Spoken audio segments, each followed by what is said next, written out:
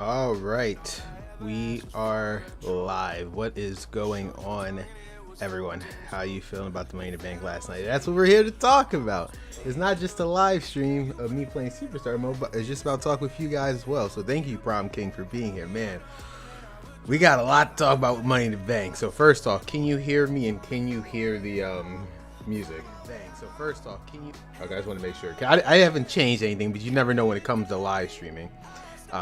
Sometimes things might get adjusted and I have no idea. Okay, as long as you can hear me and the music in the background, we are good to go. So first off, before we get to Money in the Bank, hello everyone who's watching either live or past recorded. We're back with another edition of this Superstar Mode live stream. Appreciate all who joined the last time we did it. It was after the Superstars episode of my Universe Mode, and this one's right after my Raw episode. So you haven't seen the Raw episode? If you want to after this live stream, be sure to check it out. I will put out the chapter titles after I'm done with this live stream because I didn't have time to do it before because I had to set all of this up. So there's that. And also, side note, before I get out, before I forget, and let me just get out the way. Yesterday, July 1st, I officially hit 5K subscribers. Really means a lot, guys. I can't, as you guys know, I'm not going to go for a whole story down memory lane. Just to keep it brief, I came back YouTube a year ago after being gone for 2 years, and I just told myself I'm going to push hard this time. My goal as a child for almost a decade of doing this is to always try to make this YouTube thing a full-time thing. I feel like after this whole year, it seems like I'm getting that momentum going again. The next goal, like I said, term subscribers, hopefully by the end of the year is 8K. I just want to double the amount I had last year. We'll see what happens. I was able to make it in 5. I was able to do 5K, and we're halfway through the year. So we shall see what happens. Yeah, thank you, Pron King. Appreciate it. A long time coming. Really felt proud of myself. Seems like what I'm doing is working, and we're just going to keep the momentum going. As I said before, as long as you guys continue to watch, I will still be here no matter what. So yeah, let's talk about Money in the Bank as we set up this Universe Mode. Just brief thing, where we last left off, we did Rhea Ripley and Cody Rhodes, the American Nightmare. Now we did with the Money in the Bank, we last saw Rhea Ripley retain her World Women's Championship. So now we have a couple Raws. We're gonna do another 3 months as I already set it up. SummerSlam, Payback, and Fastlane, just like how it is in real life. We're going to be playing, the 2 superstars we're going to be playing as is Becky Lynch and Seth Rollins based on the thumbnail, as you guys saw. So we have 1, 2, 3, Jason with Roman Reigns. I can feel, oh yeah, that's definitely SummerSlam match. We're about to talk about Money in the Bank. I just want to go over this we're about to talk about Money in the Bank as we go through the Superstar Mode. 3, 4, 5, 6, 7, 8, 9, 10, 11. Wait, did that count right? 1, 2, 3, 4, 5, 6, 7, 8, 9, 10, 11, 12. So we're going to do 6 weeks of Becky Lynch and then 6 weeks of Seth Rollins to get things going. And with that, as you know, just one more thing, the match table, so you guys can see it. How I set it up this time. Normal 1-on-1, 2-on-2. Normal, which is a championship and tag, and we have regular 6-man tag, just so you can see how it's going to work. The current championships right now are obviously the World Intercontinental Raw, World Women's Tag, and both Money in the Bank briefcases, which I think was won by Carmella. No, I forgot who won them. Jesus, I can see who won them though, right? Who actually won them? Yeah, I knew one was Carmella and Big E. This is very interesting. And the song currently playing is Red Hot Chili Peppers, the only one of the good songs of this whole game. Is why I usually keep it off. And now we're about to switch to Superstar Mode, and we're gonna start with Becky Lynch, Io Sky. Yes, speaking of Money in the Bank, Io Sky. I always see, I blame Corey Graves for making me call her Io Sky because that's how he pronounced it when she first showed up on the main roster. So that's how I just pronounce it. I know it's Io Sky, but it is what it is. Will not love the dreams I hide between the ways can't stop. Am I ranked number 1? I'm ranked number 4. Okay, so we'll just get started with that. But yeah, let's talk about Money in the Bank just real quick. Amazing pay-per-view. This is actually the first pay-per-view since Insurrection. I said Insurrection. That sounds terrible. No one clipped that. Insurrection 2002 was the last time WWE had a pay-per-view in the UK. Obviously, we just had one at Cardiff, Wales, but Cardiff, Wales is not the UK. This is the first time in like since 2002. Mind you, back then I was 6 years old when I had pay-per-view in the UK. So this is good, and as Triple H said during the press conference, we're gonna have a lot more down the line. Maybe WrestleMania after WrestleMania 40, which is in my hometown of Philadelphia, Pennsylvania. So that should be fun. Plane ride from hell is my and that's exactly when that happened to. And maybe that's probably honestly, God, that's probably last time. That's probably one of the reasons the last time they did a pay-per-view over there, probably because of the plane ride or hell. But yeah, we'll run through. Oh Jesus, that was fast. So I'm teaming. Okay, so this is interesting right off the bat. A random. This is why I said this is the best way to. Okay, so hold up. Gunther and Mustafa Ali, they just love feuding with each other. Gunther, oh, Mustafa Ali's new champion. Okay, The Miz, they have a story about it. Yeah, I did. They like a whole dark side of the ring about it too, right? Wait, how is that? Okay, make that make sense. I'm assuming this was a regular. It was supposed to be a tag match. That does not make any sense. Hold up, you see this? What I'm seeing? I'm gonna have to look into that. I don't even know what's going on there.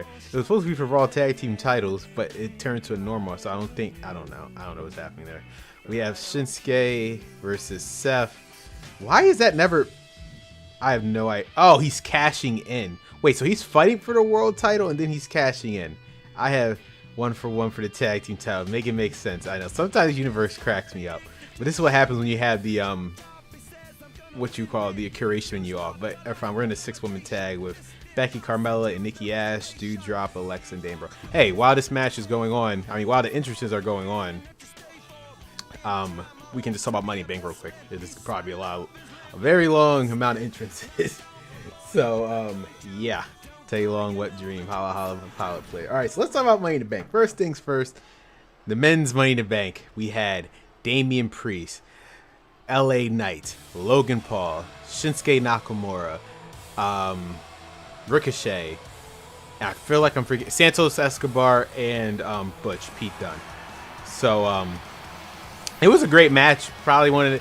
I'm not gonna lie. I felt as though they should have opened with the women's. I feel like the men's should have been saved a little bit later, but it's fine. I understand. Now, obviously, because of who won, I understand why they did it that way. Because let's think about it. Obviously, they knew LA Knight was not going to win. So they'd have had it later. They would have shitted on the rest of the card for the rest of the night. So by just getting out the way first, you probably would think, well, they know shit our card for the rest of the night. No, that's not true. Because people just get tired of it. And then that's why they probably brought out John Cena to ease out the pain. So they was actually smart of them. Because I guarantee if LA Knight would have lost before like the World Heavyweight title match, they would have shitted on that match between Seth and Finn. I 100% promise you that was what was going to happen. But yeah, no, otherwise, it was a great match. Logan Paul showing that, again, even though he's a celebrity, he can put on a banger show. I thought him and Ricochet killed themselves with that ladder spot. I mean, good for Ricochet because clearly what was supposed to happen when LA Knight pushed them off, they were both supposed to...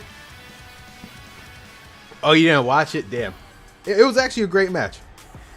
I mean, I don't want to give you, well, obviously you know the spoilers, but you should definitely go back and just watch the whole event. Oh, there's the Money in the Bank.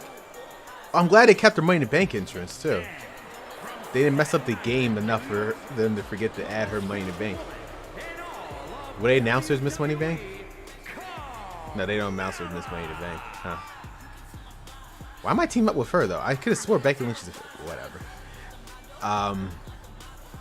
But yeah, those two almost killed each other in that match. Luckily, Ricochet had enough ring awareness to make sure Logan Paul didn't die when they did that Spanish fly into the table, so good for them. Everyone thought LA Knight was gonna win, but as you said, Damian Priest, he did it. People think it's such a bad decision. Here's the thing with LA Knight, right? Here's the thing. People don't tend to understand. LA Knight got over without anything. He didn't have to fight for a championship. He didn't have to fight at WrestleMania. He still is the most over person. I would argue right now, in terms of crowd reactions, it's Roman Reigns, Cody Rhodes, and LA Knight. Yes, I am being 100% dead serious. Cody Rhodes, it's Roman Reigns, Cody Rhodes, and LA Knight in terms of the biggest crowd reaction in all of the company. And LA Knight is literally doing nothing. So I understand why Triple H did it that way. He doesn't need it. Damian Priest needs it. What was the Money in the Bank going to do? Yeah, it would have been cool. But I think it's quite clear they're about to turn LA Knight face. These crowd reactions are not meant for a heel. Like, you can say, well, Art Roman gets the reaction. No, yeah, he gets the loudest boos and whatever, energy reaction. I'm talking about LA Knight is getting babyface reactions. So, it was, Money in the Bank is usually tended for a heel person. So Damian Priest, it makes a lot more sense to give it to him with the whole Judgment Day situation. Because, again, with the Judgment Day, as you know, Damian Priest won. It looked like he's about to cash on Finn Balor. Obviously, they're about to switch up Judgment Day. I think Damian Priest is about to turn face. And Finn Balor's going to kick his ass out the Judgment Day and replace it with JD McDonough. As you saw briefly a couple weeks ago, for the past month, every time you saw JD McDonough, you saw Finn Balor in the background and he actually was talking to him. It's like, we're about to see the blow up probably happen on Raw, especially since Damian Priest technically cost Finn Balor the World Heavyweight Championship. And he's going to cash in, so I mean, it makes sense. Now, is it going to be a successful cash in? I don't think it is. I think here's what I 100% see what's gonna happen. He's gonna cash in on Seth Rollins, but Finn Balor's gonna screw him over. It's not gonna be a successful cash in. I'm telling you. I 100% am gonna tell you. I don't think it is. I don't think Damian Priest. I'm not saying Damian Priest can't be world champion. I just don't see it. Because for him, if he cashes in on Seth, he's still a heel. If they want to turn Damian Priest. If they want to turn Damian Priest face, he's going to have to unsuccessfully cash him because of Finn Balor. I'm just saying. They're gonna have no choice. But yeah, LA Knight, as Triple H said during the press conference, good things come for those who wait. We'll see with LA Knight. I think, obviously, I still firmly believe he's going to go to Raw soon. He seems like he's better fit for Raw. I'm shocked they still kept him on SmackDown. I think they might make it. Honestly, guys, this is a long shot. I think they're eventually just going to make a trade. LA Knight for Cody Rhodes and switch them. I don't know. When the draft happened, I just don't know why LA Knight was on. They put him still on SmackDown. LA Knight feels like a Raw superstar. Like, he's definitely for a 3-hour show compared to 2 hours. Personally, Cody Rhodes can be on for 2 hours. Me neither. I think Finn Balor's going to do it. Yeah. Like I said, for Damian Priest, if they wanted to turn Damian Priest's face, they're going to have to make him unsuccessfully cash in to build sympathy. So that's why. That's what I'm saying. Like, it's going to have to be him unsuccessfully cashing in. Finn Balor's going to kick him out to Judgment Day. Rightfully so. Damian Priest could be a good babyface. He was a good babyface before. It's ironic how that works out under Vince, right? Damian Priest was a good babyface. But as soon as he fought Finn Balor, he turned heel. Now the roles are reversing. Damian Priest is going to go back to being a face while Finn Balor is going to stay a heel. Funny how that works. Yeah, and actually, there's some. At least Triple H is good with continuity. Remember, Damian Priest was the United States champion, and who took the United States title away from him? Finn Balor. So actually, at least there's some type of continuity going on here, besides him screwing out of the world title. And we'll see. The thing with Triple H storytelling, it makes you want to watch the next episode of Monday Night Raw. That's kind of how I like to book my universe mode too. It gives you a reason to watch the next episode without them even announcing anything. Again, we already know because Money in the Bank, you have to watch Raw to see the Fallout Judgment Day. Where usually back then it just happens, and God knows what else happens on the next week of Raw. You obviously know what's gonna happen. Oh wait, this is just a regular 6-woman. Did I set that right? I'm gonna have to recheck that match table. I meant to do a 6-man tag. Huh. I think I messed up. I don't care. I meant to do a 6. Is it pinfall? What is this? Both. Is it elimination? I screwed up big time. I don't care though. Good job, Queen Dana Brooke. Hey, I'm a huge fan of Dana Brooke. All right. It's sad that she's getting booed in NXT. Like, no matter what, either turn her heel or just, you know what they need to do with Dana Brooke? Emma. You talk about the women's tag team division. There's so many women that you could actually legitimately have as teams. Obviously, you got Kaden Carter and Katana Chance, Candice LeRae, and Indy Hartwell whenever Indy gets better. You can have legit tag teams. Like, you don't have to keep putting them together. Dana Brooke and Emma actually has history together as a team on NXT. So y'all might as well just pair them back up. You know what the problem is? I was like, what the fuck is going on? I need to cut all of this back on. There we go. I probably should have reset this before. I'm like, why the hell?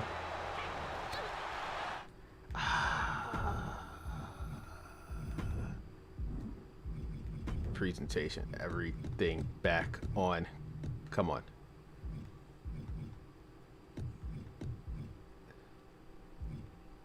Watermark. No. Okay, there we go. I'm gonna have to remind me after this match, Prom King, to put it back in as the menu. I'm gonna have to change some stuff. Normally, because obviously I had it set when I record my universe mode, I have none of that on, but clearly I forgot. I should have did it this morning, but it is what it is.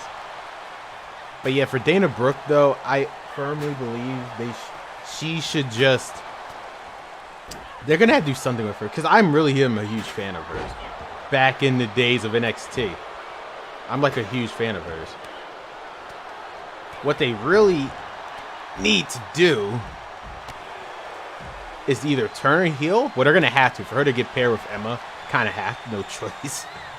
And this Peter brought over with the tag team division. People saying secondary women's title. There's not enough time nor women for that. The tag team title is already good enough. And they can make it work. Liv Morgan and Raquel Gonzalez, I feel like they have a bunch of teams that they can legit make it work. No, I don't agree with only being one set of women's tag title across 3 brands. Because NXT had a women's division where they could have had the tag titles by themselves, but that's a different story on it. So, okay, I'm gonna let the first woman come in and I'll beat the crap out of her. Drop it is. Damn it! I was facing the wrong way. Oh, right on the chair. This is going to be a hard 6-pack challenge. Is it the winner of this match is going to beat Rhea Ripley for the women's title? I don't know. I don't think I'm going to win this match, to be honest with you.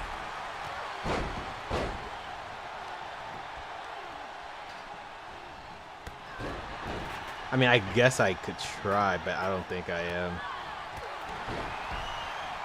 Oh, damn it! Why does everyone have their finisher all of a sudden? Except for me. I'm about to say, what the hell are you doing, Carmella? Why is Carmella even in this match anyway? It's my fault. It should have been a 6-person tag. It was never meant to be a 6-pack challenge. Well, we're gonna fix all of that in the settings. That's why it's a marathon stream, so we don't have to worry about it.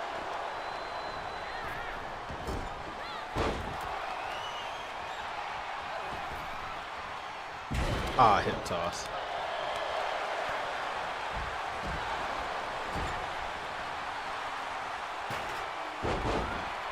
There we go. That should do it. Damn it, Carmella. You've been a thorn in my side for too long.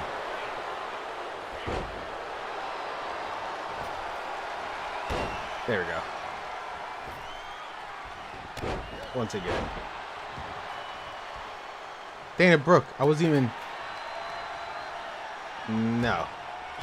I love you, Dana Brooke. I think you're cool. But...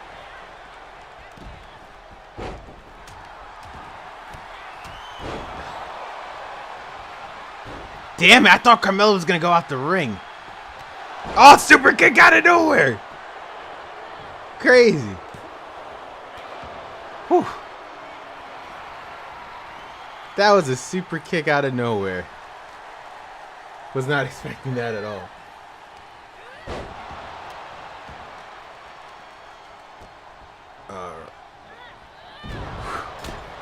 Oh, now Dewdrop has a kendo stick. This ain't good. This is, again, I apologize, everyone. This was not meant to be a 6-pack count. It was actually supposed to be a 6-person tag. But clearly, I was going off the past 4 weeks of Raw, what kind of matches they had.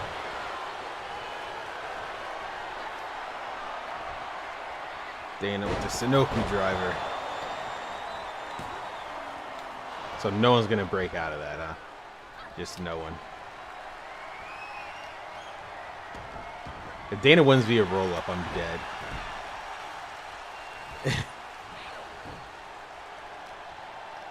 So we're just all out, huh?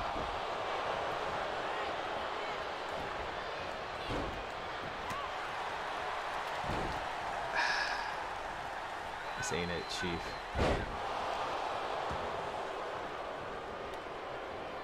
Bexploder. Okay, you should be out. You should be out of here, Dana. Get the hell out of here.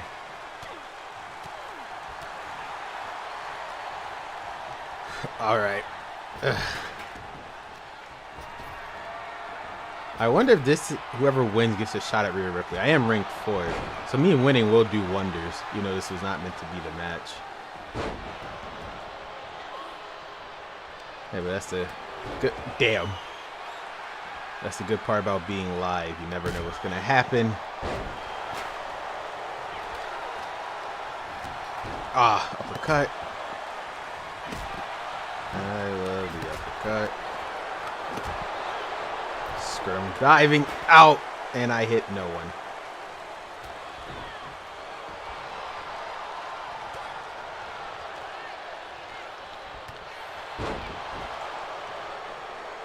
Out of nowhere. Manhandle slam, it's over. 1, 2. Why, Dewdrop? Why do you have to kick out? Damn it.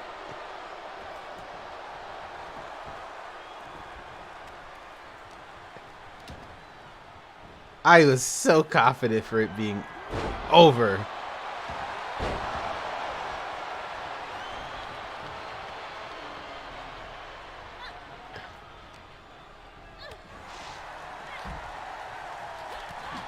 Oh, damn. Oh, come on. Bliss. Bliss, let me go. I guess not. Wow, she is just not having it, is she? Oh. God, they hate me, don't they? I don't think I would have won this one. I truly don't think I would have won this one at all. At least I'm back in the ring now.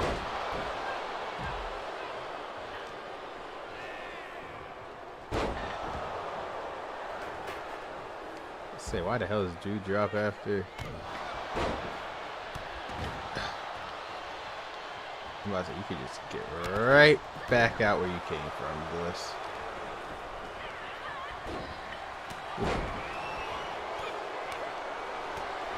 What's up, Caesar? Thanks for being part of the Raw Universe Mode episode.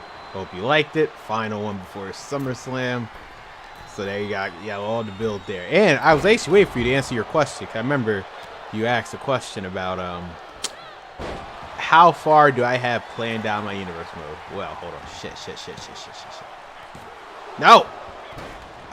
Well, that was totally delayed. Oh, I'm the only one standing. Cool. One. Damn it. God damn it. Anywho. X-Factor. Damn. Bronco bust? No, that was definitely an X-Factor. But as I'm on the ground, to answer your question, Caesar. In my head, WrestleMania. On physical paper, as I got it written down, No Mercy, which is the SmackDown pay-per-view after SummerSlam, which is also after Unforgiven, which is the Raw pay-per-view. So on paper, No Mercy. In my head, though, WrestleMania. I have a vivid idea of what's going on WrestleMania. But on paper, so the next 3 pay-per-views, I guess I should talk about that. The lineup is obviously SummerSlam. 2 weeks after that. Okay, I'm out. Are you just gonna pin me like that, Dewdrop? Okay. I was about to say. So right after SummerSlam. Screw this. God damn it.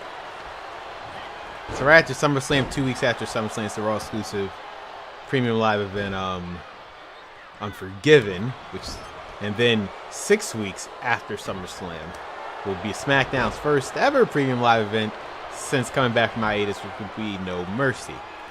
So that's the plan for right now. Carmelo just left super kicking everyone. Come on, I can't get up. Thank you. As I've written down up the first week of 2K23, I already got an idea of like 4 different matches for next WrestleMania. That's what you always gotta like. You gotta picture the one after this one I'm building up to. which is, you talk about right after your WrestleMania? You talk about your current WrestleMania or the one after that? I know you're close to WrestleMania. I'm talking about the one at, like the WrestleMania after that. Let me make sure I'm clear. Back drop. Come on. Oh, Carmella, he should have been groggy. The one after that. Gotcha. Damn. Is it over? Hopefully not. Thank you. This was not meant to be a six-pack challenge. It's supposed to be a six-woman tag. The Mania has been locked in for like a year now, so you have an idea. Now, I'm assuming that this WrestleMania is going to be in 2K23, right? Ooh, come on, I don't think I'm getting out of this. Nope. Whew. Can you get off of me? Minor change to the car engine. Pretty much everything is made the same. Gotcha. So you're still going the full direction. January, that was a long time ago. We're in June now. Time flies when you're having fun. I realized. Oh, come on. Okay. I hit. What is going on? I hit the finisher on her. What is she doing? I have no idea. Oh, no. This was not meant to be.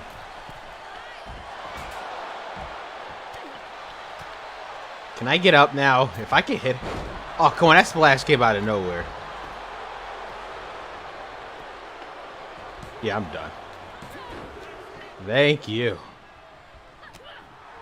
The next Mania will probably end up in like 2K24. I'm about to say, are we in 2K24? No, this is 2K23. Because that's more of a finale plus a Rumble Arena I use in 22. So I might as well stay with. No, I understand. I don't think really. I mean, you might as well just move to 2K23 at that point. I mean, obviously, if you already have like your creations and whatever, certain attires, and sure, I get it. But you might as well just move that WrestleMania. You want to get the Clash of the Castle. Gotcha. Whew. See how she could just hit me twice without any defense mechanism? Nah, screw that. It's over. Hurry up, ref!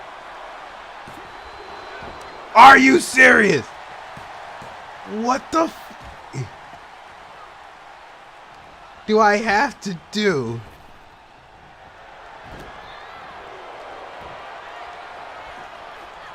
Hurry up, hurry up, hurry up, hurry up, hurry up, hurry up, hurry up, hurry up, hurry up, hurry up. Got it. It's over. Whew. This was not meant to be a six. I gotta change some stuff. But this will have me do it live. This was not meant to be a six-woman's tag. This was actually meant to be a six. I mean, this is supposed to be a. This is not meant to be a six-pack challenge. This is supposed to be a six-woman tag. I thought I set up the match table that way, but clearly I did not. So Big E won the championship, but then Brock, I have no idea what's going on there. Sure. I'm gonna have to change some stuff. That is so weird. All right.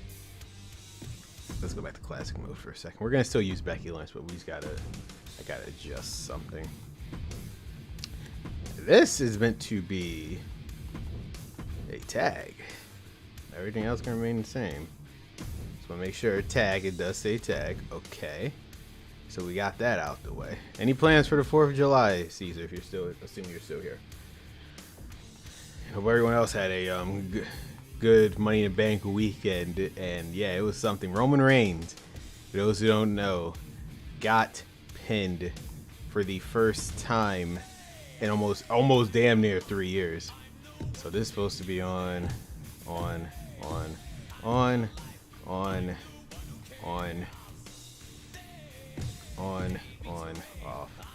Everything else. On. There you go. At least for a duration of this live stream, everything else is gonna stay on. If I do fireworks, whatever. But they were, I hate my neighborhood. They always do fireworks a week before. Like literally yesterday, they were blowing them up. I thought it was gunshots. Obviously not. But because I can see the fireworks when I was looking outside at night. But it was just like, they couldn't just wait 2 days. But they literally just couldn't wait 2 days. But it is what it is. Okay, I'm ranked 2. I went up 2 ranks after that. Jesus. Well, at least that helped me out. Let's see what we're doing now. I love it. I love it. I didn't. So as soon as I give it to him, why is this never the main event? I never understand that. Oh, I guess Carmella's gonna cash in hers. Good luck, Carmella. Also, Big E did win. I have no idea what's going on. I'm more excited for July 5th, so that's the 1 anniversary of me having my puppy. Oh, okay. I had no idea you had a dog. Congrats. How old is the dog? Or puppy? My bad. Dogs are like 7 years. Dog years are like 7. So it would be 7 or it would be 14. I don't know. I never had a pet before. I guess we're doing a 6-woman tag.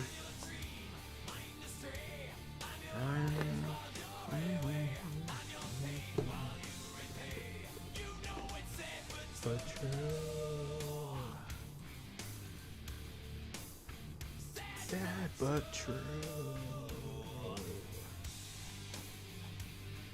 It's only like 2 good songs in here. He's like 1 in a few months. He is like a 1 in a few months. Got you. But it's like dog years. Like, correct me if I'm wrong. Dog years like 7, right? That's how that works. Or am I like a way off base? I swear that's how like it works.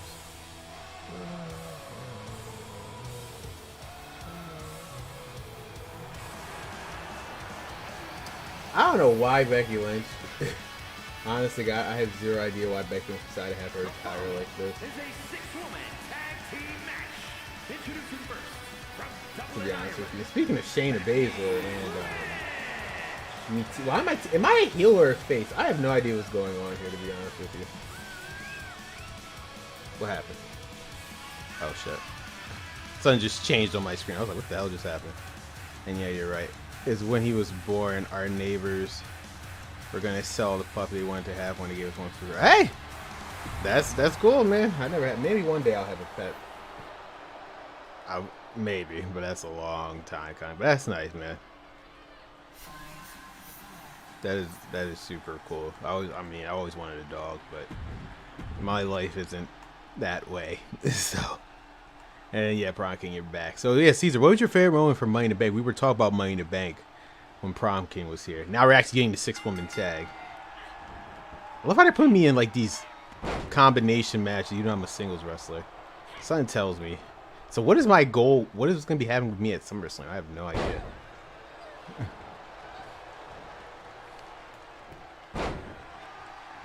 So what was your favorite moment? Again, for me personally, I think my favorite match personally out of the whole show was definitely the women's Money in the Bank. They delivered for sure. Obviously, I knew in the back of my head Io was winning. I was just trying to figure out how they were going to do it. Obviously, with Bayley involved, and they did it actually a good way.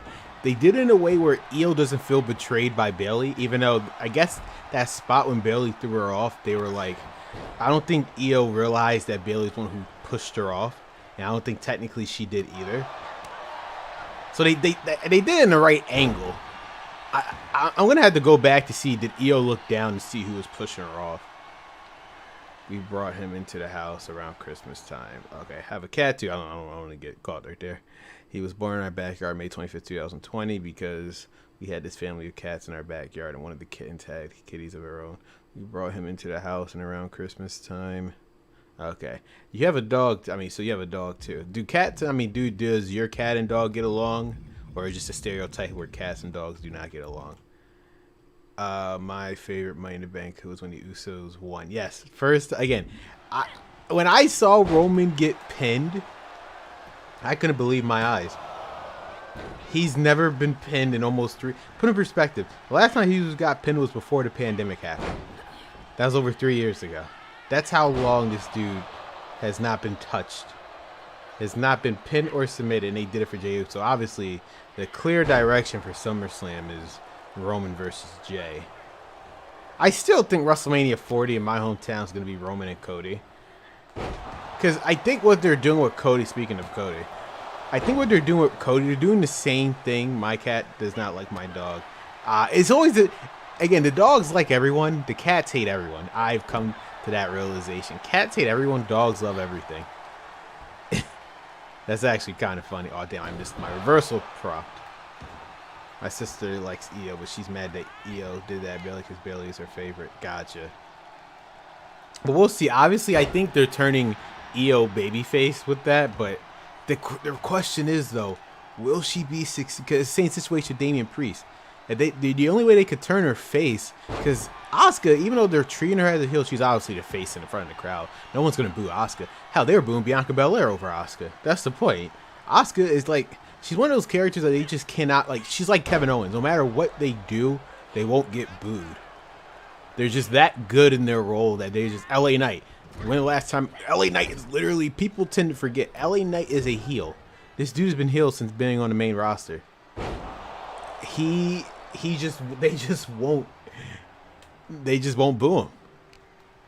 Even with the Bray Wyatt feud, they really wasn't booing him. They were actually cheering him. Bray Wyatt is literally the biggest babyface in all the company, no matter what he does.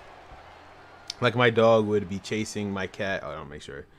Curses 2020, I should point out. My cat does not like my... Yeah, okay, I read that part. Like my dog would be chasing my cat, and he would think they are both playing, but my cat is pissed when he does that. Gotcha. I mean, because cats just like to stay in place and be lazy.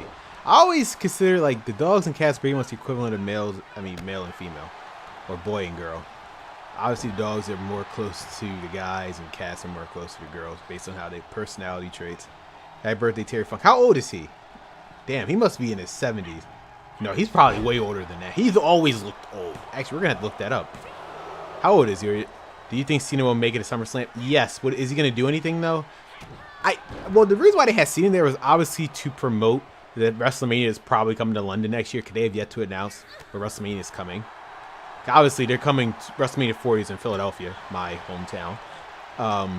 And first of all, thank you, Mario Bro, for stopping by. I don't think you've ever been in my chat before, so if you're the first time person here, 79. Jesus, he looked old. That's why I say he looked old back in the Attitude Era. So that means he was 50. Wait a minute. So you trying to tell me he was like 50 years old? He was in his early 50s when I was born? I was gonna take it back. Well, again, that's why you got to give it to Triple H. He gives you the stuff. Stuff just does not leak when it comes. You ever notice with this stuff? I don't know if you follow like wrestling news, whatever. Stuff just does not leak when it comes to Triple H. John Cena, no one had John Cena coming. No one did. A few people had Drew McIntyre. Some people said Randy Orton, but no, that wasn't it. No one had John Cena coming out. So again, Triple H obviously knows how to hide stuff. Like no one had it. Like legit, no. Either they flew him in during the show, or they obviously he was already clearly there. It's either. No, I'm not tagging Shane around. Not because I hate them, because I remember how the last 6-person tag went. I'm going to have to do all, because I'm never going to get tagged in.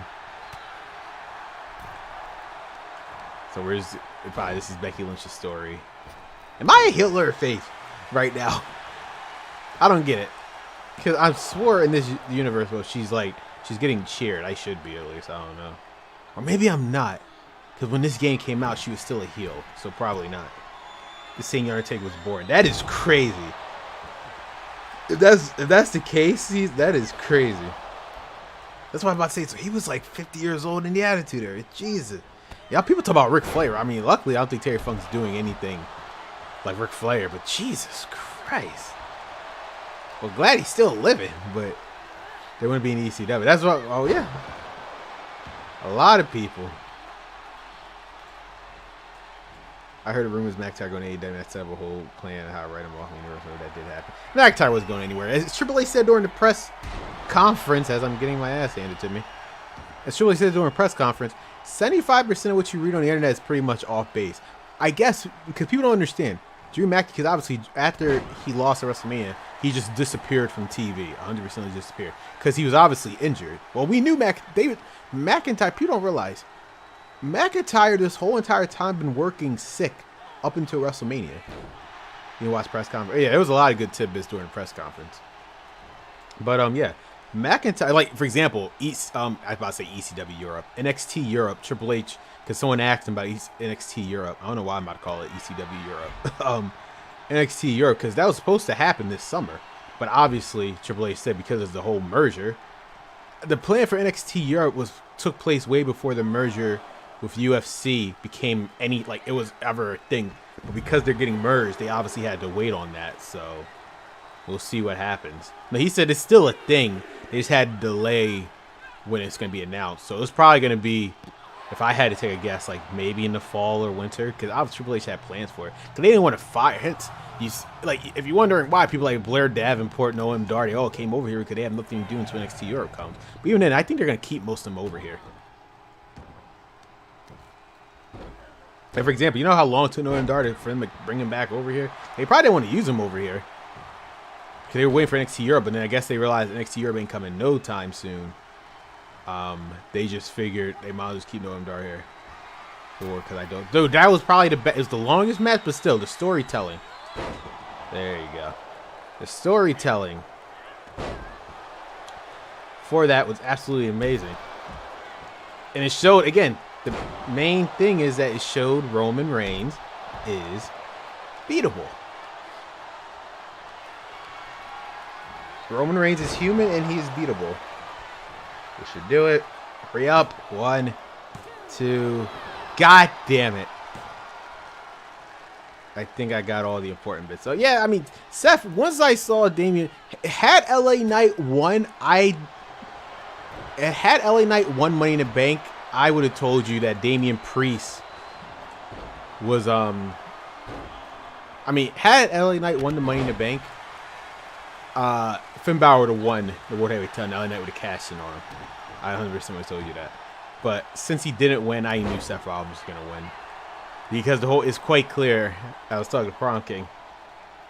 JD McDonough's going to be replacing Damian Priest in the Judgment Day. Because clearly, Triple H sees Damian Priest as a singles competitor. Ain't nothing wrong with it. Like, he doesn't need to. He's a babyface. He doesn't need to be.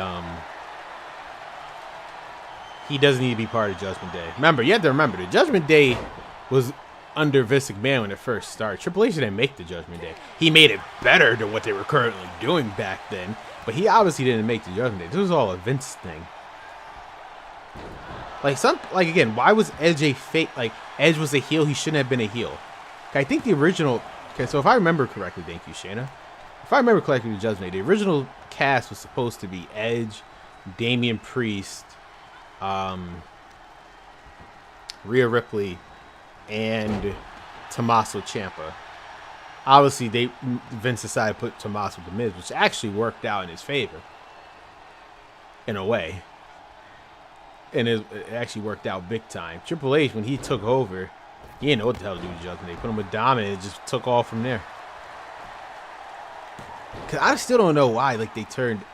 Obviously, it was a Vince thing, but still, like, Edge should have never. This is his last run in WWE. Why is he a heel? Like, why? As a heel. I mean, yeah, but think about it. This is your final run in the company. I don't even think Edge wanted to be a heel. Because you're not going to boo a guy who took almost a decade to come back. Why would you do that? And I don't think people were really booing him. They weren't really booing him when he turned heel the first time. Obviously, AJ Styles is more the sympathetic babyface, but still, like, I wasn't really booing Edge. Like, we know this. I think this is like we're in his last months right now. We just don't know yet. Next Friday, it's the Grace Wall effect with Edge. It's been rumored forever. Like, August is literally, that's it for him. I think minus the injury or whatever, they might have a few more months, but I think August is literally it. I thought I was about to go into the Disarmer. Oh, that was actually a new reversal I've never seen before. Okay, I got 3 of them. She's going down. I got like 3 finishers.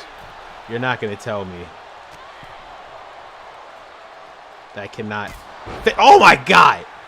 That was out of nowhere. Thank you, Shada. Took that statement. I actually liked it. What?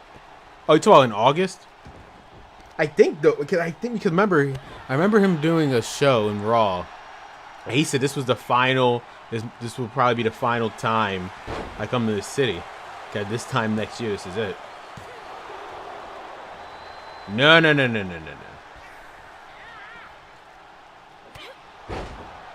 that supposed to happen? No. Oh, damn it. I just can't win here. Yo, I hit triangle. That is BS. This is their finisher? Oh, he did take that. Oh, okay, so it's not. Yeah, because I remember he got injured and he had time off. I think either he got injured or this time off and they extended a little bit longer. But I still think this year is his last year because the question is, who do you want Edge to be as his retirement match? We've been talking about like who would be Edge's retirement match. I have no idea. If it had to be someone, it's a long shot, but who would gain the most out of Edge's retirement that really needs it? Right now, he's a SmackDown superstar, Karrion Kross. I think he needs it. For him to be seen as a credible threat, I think him taking out Edge would be his best case scenario. Personally.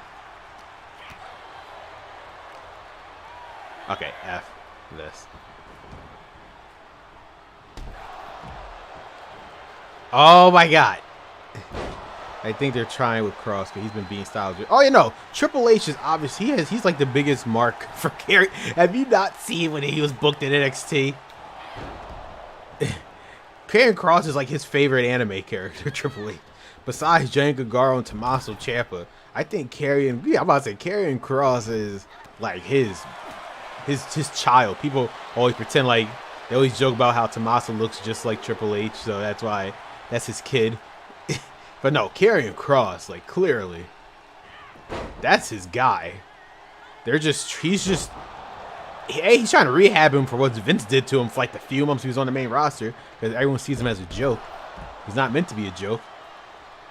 I firmly believe he was supposed to fight Roman eventually for the title, but then they realized how it wasn't going to look good for Kross because he was going to lose to Roman anyway, and that was the whole problem with the whole two-belt situation.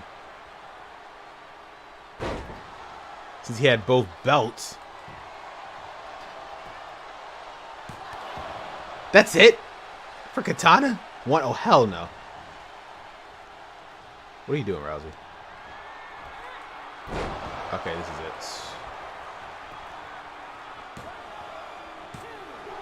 Why is she kicking out of that? She becomes the second longest Miss Money in the Bank. Yeah, because they never... Honestly, it became a running joke after a while. Because Carmella was the only credible... She was the only one that actually held it. Everyone else either... For Asuka, though, I think it was situational with Asuka. It was situational because Becky got pregnant. So he kind of had no choice. Thank you. Jesus. Team Becky Lynch as it should be. Yeah, for Becky... I mean, for Asuka's cake, let's see. Who's won it? Carmella, obviously the only legit person to ever hold that briefcase.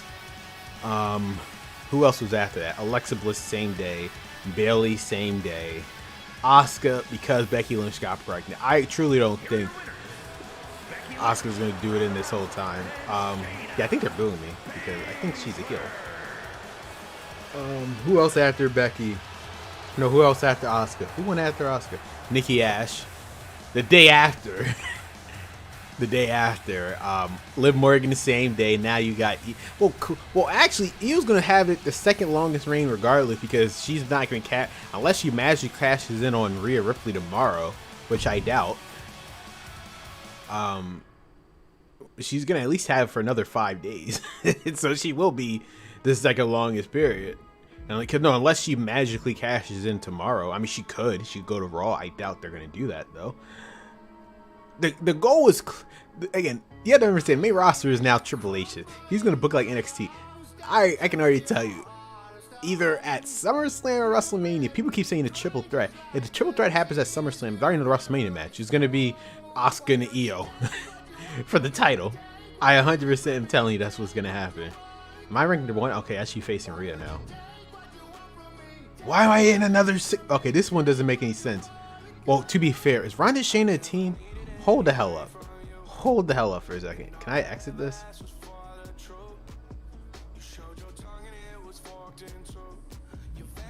Hold the hell up. Let me see something. This...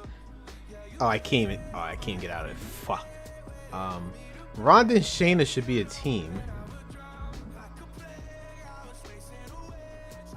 Why am I... Okay, let's just see everything else. Gunther and Gable, whatever. Miz and Zaya Quinn, sure. Los Authorios, and they just love fighting each other. None of this makes any sense. Sonya Deville and Chelsea Green are a team. I made them a team. So why are they on opposite ends of the spectrum? Finn versus Braun. Why is this never the main? Is Rhea Ripley more important? I'm curious. Is it because she's ranked higher? I wonder if because she's ranked higher, they're placing her last. Brock Lesnar, Big E, they are gonna fight. They're immortals forever, huh? Whatever. I can remember get the entrance into this.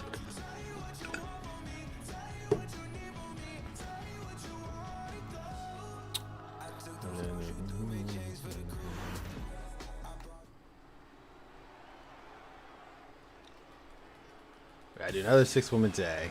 Why you keep putting me? Why is Becky Lynch? I should be complaining.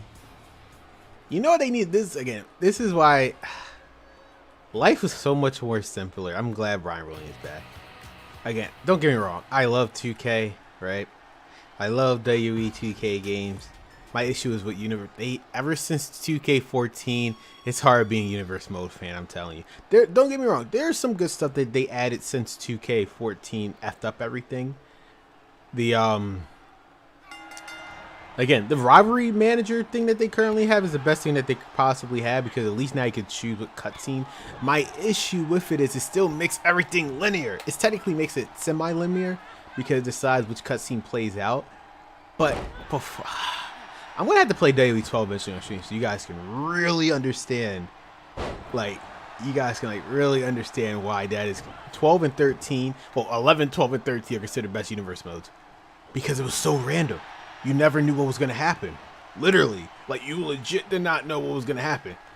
And that was bare bones universe mode. You could barely do any. You couldn't even change.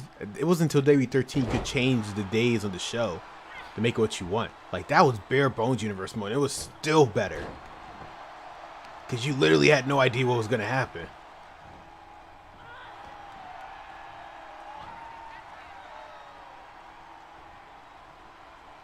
Well, actually, this kind of makes sense in a way because, as you know, Shayna betrayed Ronda. Usually Triple H don't mess with this stuff, but is Ronda supposed to be a face? Shayna Baszler's probably gonna get cheered for the first time in her life. And this, I don't think no one really likes Ronda. I don't mean that to be mean, but like legit, they had to pick between Shayna. I never really played until 2K6. Oh, bro, you're missing out. Get an emulator. Play WWE 12. I would recommend, if you want to find out what a good universe mode is, WWE 12, the greatest universe mode of all time. You had, when I say it was it's random, but it made sense. That's what I mean when I say random. You played it, but you should play the universe mode, bro. I'm telling you, you will understand my frustrations. Because if you only play by 14, that means you're used to the rivalry manager crap. Up until 14, I had every day game from... Yeah, I'm just saying, man. So, if you didn't play 13, 12, or 11 universe mode, that's why you don't understand my frustration with this whole rivalry manager thing. Like, 12, yeah, 12 was great. I think it was the highest rated WWE game up until now. Well, no, it says 2K. I still think WWE 12 was the highest rated WWE game of all time. 13 universe mode was the only one I haven't played. Well, I still consider 12. 13 was fine. I just consider 12 personally. The problem with 13 I had because half the roster was added to their star. It pissed me off. They could have added so many more stars.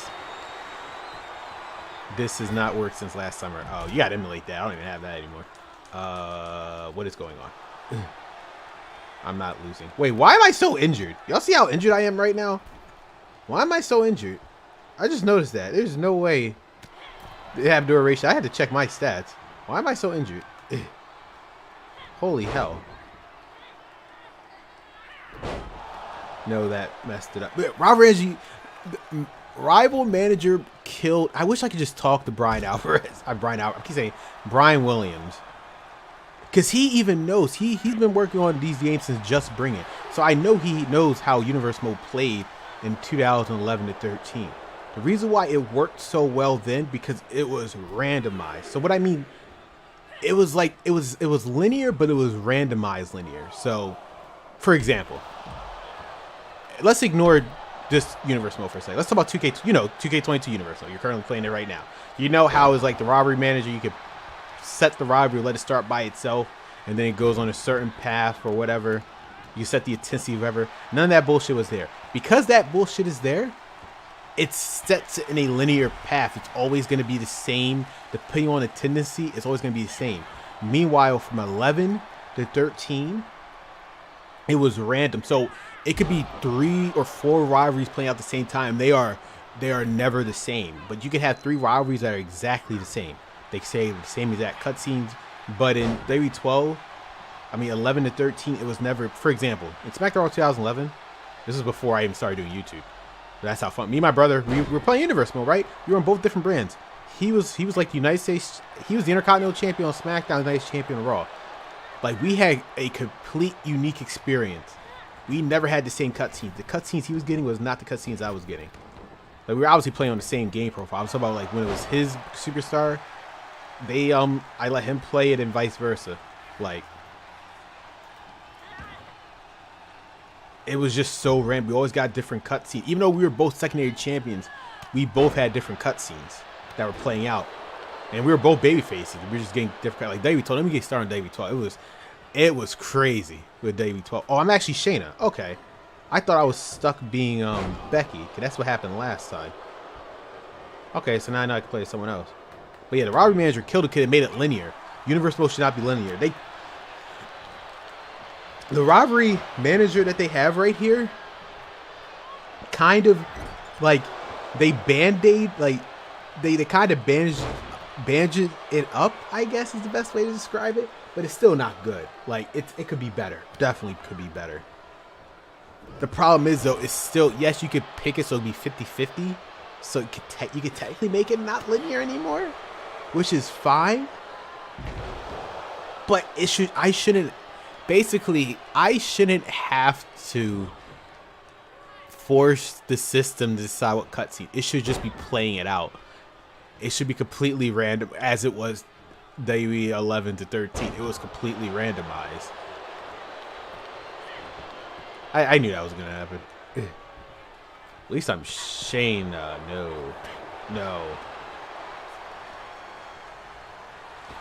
No, you're by yourself, Natalia.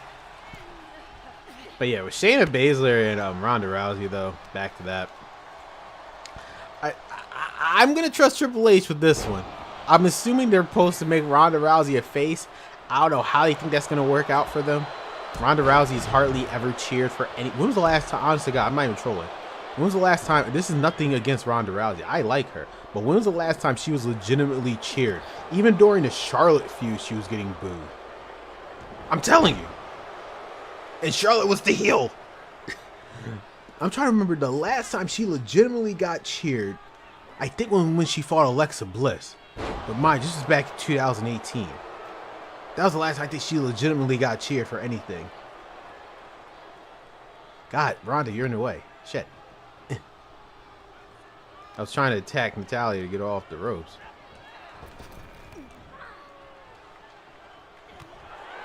Well, I guess that works out. Meanwhile, I can...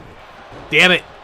Yeah, that's what I think the last time she legitimately got cheered as a face as she was supposed to.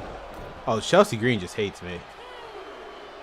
When I saw Ronda Rousey got cheered, I was in elementary school down by... That's what I'm talking about. Like, well, to be fair, though, she took, like, what, almost 3 years off. So, that's understandable. This also applies to Roman beating him. Yeah, that's what I'm saying. Like, to be fair, she took, like, 3 years off. So, it's been, like, a 3-year time period. Being paid. Yeah, no, I got what you mean. It's been a long time, but still, though. Otherwise, since Ronda Rousey's come back, I don't think she legitimately got cheered as she was supposed to be a babyface, because she didn't get cheered with. She didn't get cheered against Charlotte. She didn't get cheered when she was fighting Natalia. She obviously didn't get cheered when she fought Liz Morgan, because at that point she was a heel. Unless Shayna's going to become the babyface, I don't know. Shayna being babyface, that's going to be very interesting.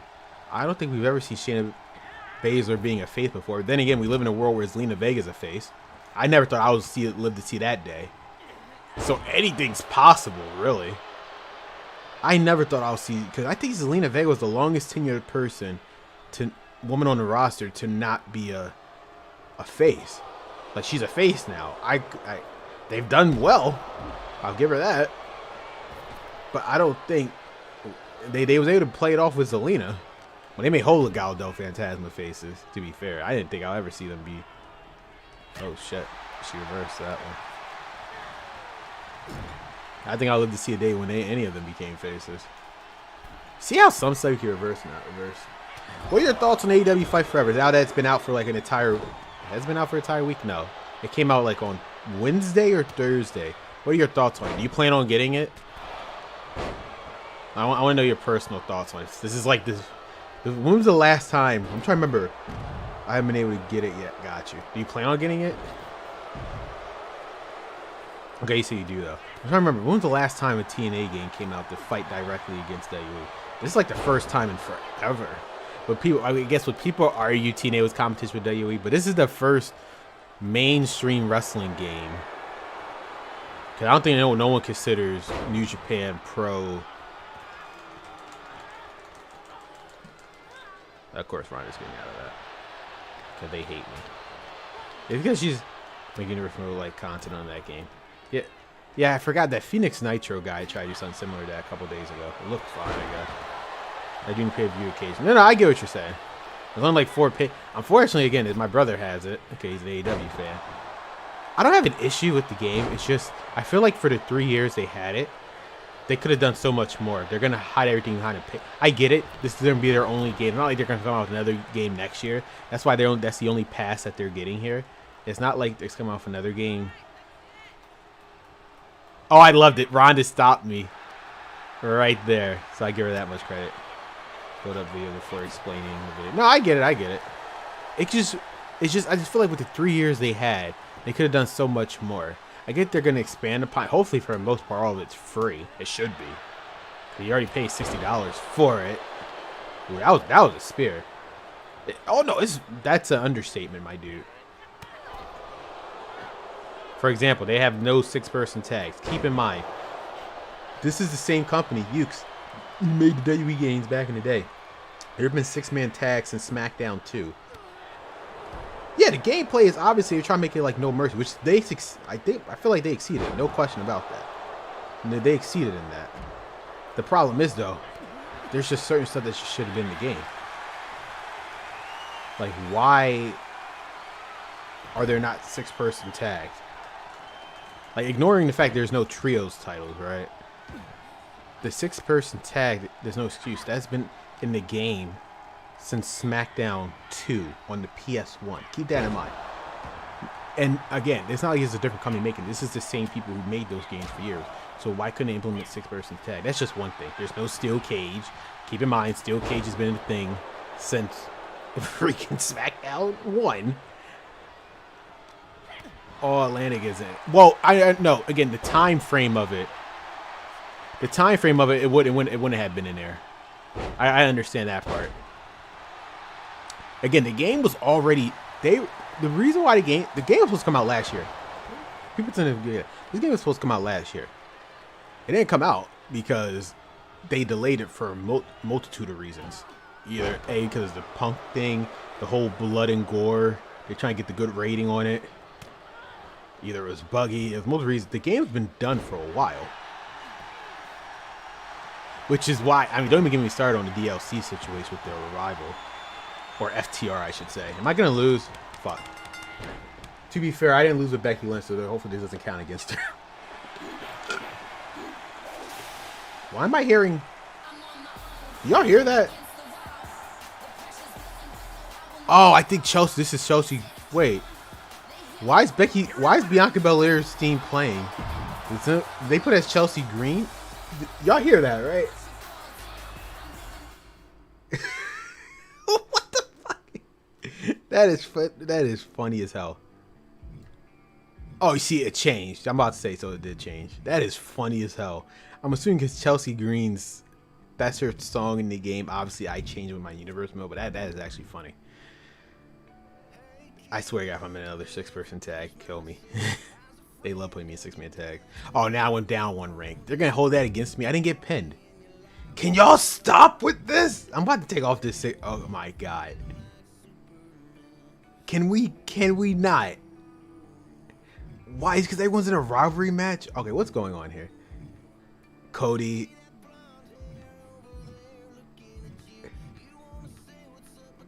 Can we like not? Where is Kate?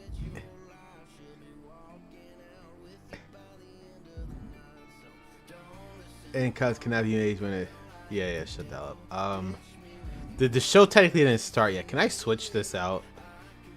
The show technically didn't start yet, and I'm the first match, right? So can I switch? Okay.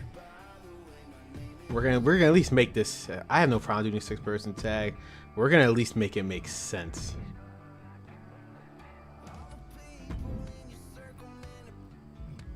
Shayna should be on our team because she is definitely a tag team. We're gonna at least make it make sense.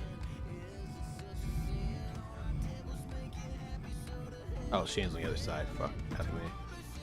Brock working Raw while he's getting crazy on it. To be fair, I have him on the brand. He's a free. I mean, I have him on the brand. To be fair, it's gonna be it's gonna be Kaden, and it could be Dana. I don't care. There you go.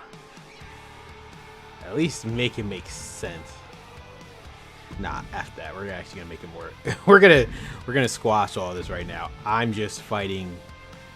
I'm sick of these 6-person tag. I'm vetoing it right now. I'm vetoing it right now. We did 2 in a row. That's more than enough. We're just gonna fight. Who's a face? Candace, and we're gonna add Indy as her manager, and we're just gonna call that a day. I feel like I passed it. There you go. Like we're just vetoing that right now. Save. Now we can switch back to superstar mode. I feel like they're gonna tell me to go F myself, and they're gonna switch it right back into 6-woman tag. I'm gonna laugh. I'm going to laugh. No, they did not. Okay, cool. We got that started. Nice. Nice. There you go. Problem solved.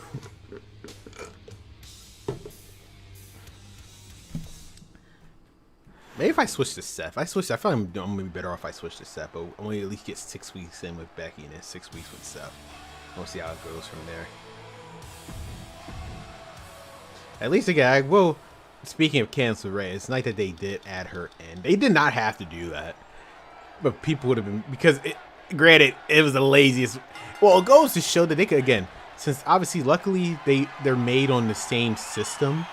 The engine 2K22, which means there's no reason why they can't add Tegan Knox. People keep adding. I didn't expect it, but I knew it was gonna happen because obviously people data mined it.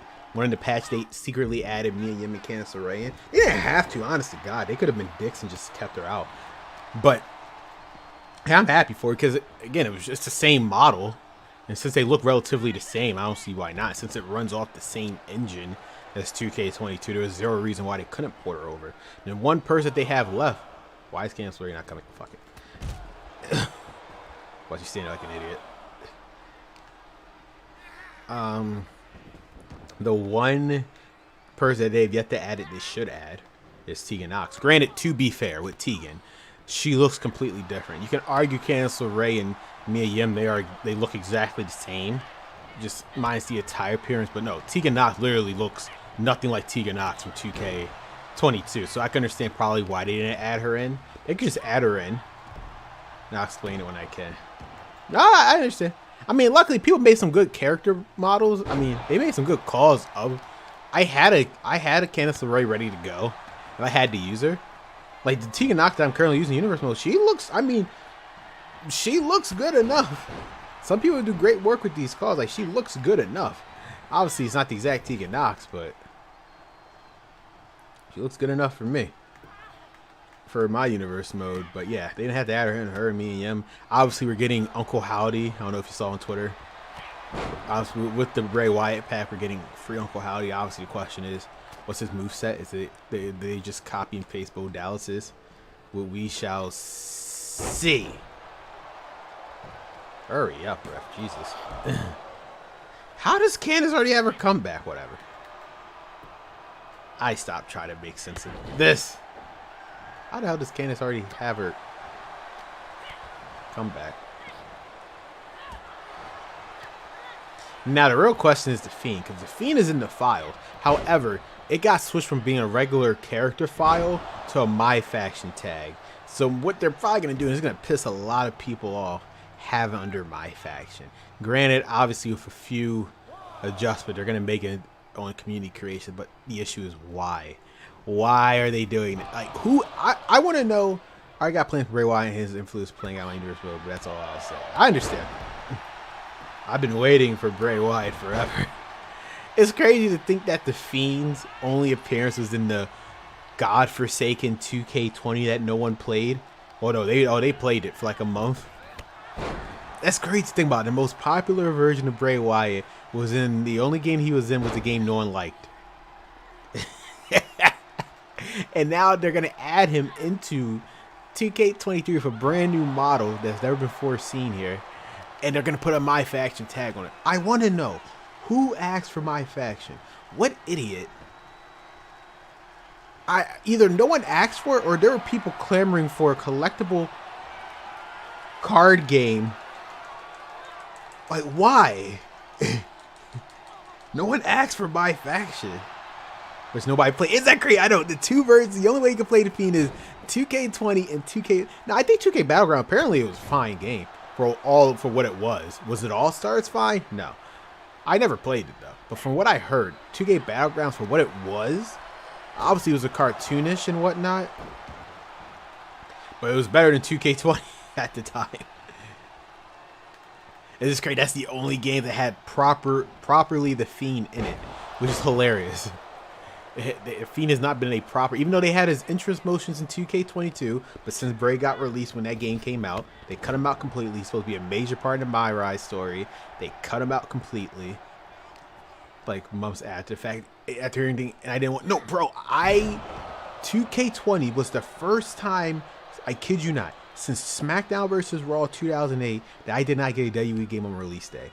Ever since SmackDown vs. Raw 2008, I got every WWE game on release day, except for 2K20. Because even I knew something was off with that game. When they first showed it, I was like, I am not getting it. I did not get it. The game came out in October, right? I shit you not. I did not get that game until April. I could have been got it. Nothing would stop me. Like, obviously, I was working, had a job, whatever. I just didn't get it. There was no point. I knew something was off. Well, I mean, the video showed it was off anyway, but even before the game came out, I knew something was just off because they weren't showing anything. And I was on, oh, thank you so much. I love it. It was, yeah. And it goes, people would blame 2K for it. No, Ukes fucked them. That's all it was. Ukes effed them over with that. They, obviously, 2K only, up until that point, 2K was only publishing it and semi a part of the development process. It was still all Ukes. People tend to forget that. People think when 2K bought over, they've been taking control over it. No. Besides giving them the money for it, Ukes was still programming the game. I mean, again, kudos to, you gotta give 2K credit. They only had a year. I'm not talking about 2K20, I'm talking about 2K22. They had a whole year to essentially build the game from the ground up with 2K22. They had no influence from Ukes. And they did a damn good job of it for what we have right now. That's some fun with it by mainly. Yeah, 19, that's all. Well, by that point, I became a PC player by the time 2K20 came out. English for me. No, I tried to revive my universe mode in 2K20. I did the first night on Raw. I couldn't get past the third match without it glitching. I shit you not. I kid you not. I was like, oh, F this game. Now, mind you, at that point, all the patches came out for it. So they had nothing else for the game. Like, the version I had, keep in mind though, I had on the Xbox One. Maybe the PS5 or PC versions were slightly better. I couldn't tell you. Obviously now I'm playing on PC. I'm just a PC guy now. Like, either a Paul Heyman guy or a PC guy now. Damn, Candice LeRae is really giving me a run for my money, isn't she? I mean, I have to admit that. She's definitely giving me a run for my money. I still, obviously I know 2K24 is coming out, but I don't think they need it. I still attest. The only way I will accept 2K24 unless they make universe mode exactly like Daily 12. Otherwise, I don't see the point. This game right now is fine for what it is. She has some glitches here and there, fine.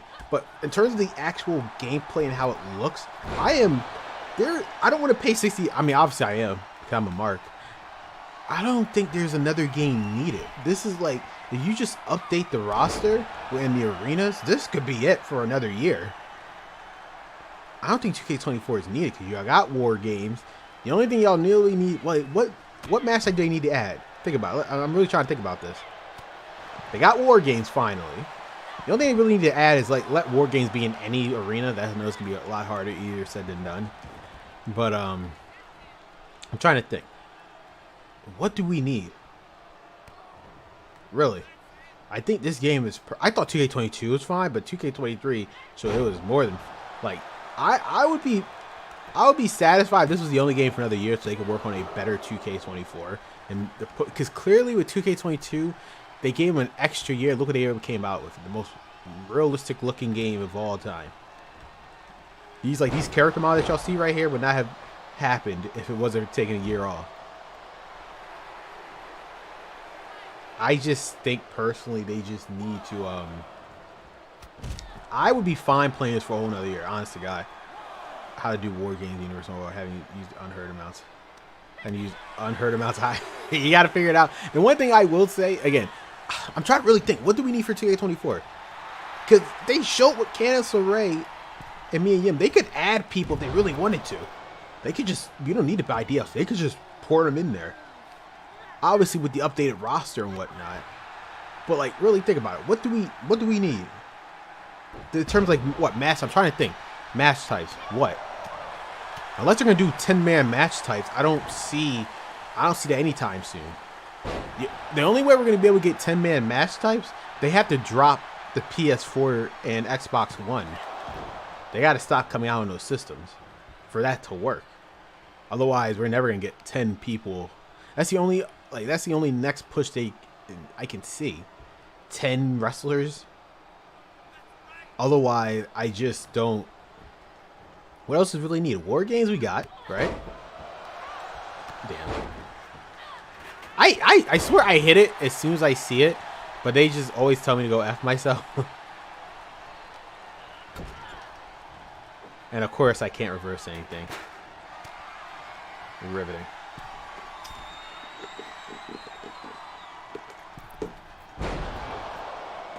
Oh, that's gonna hurt.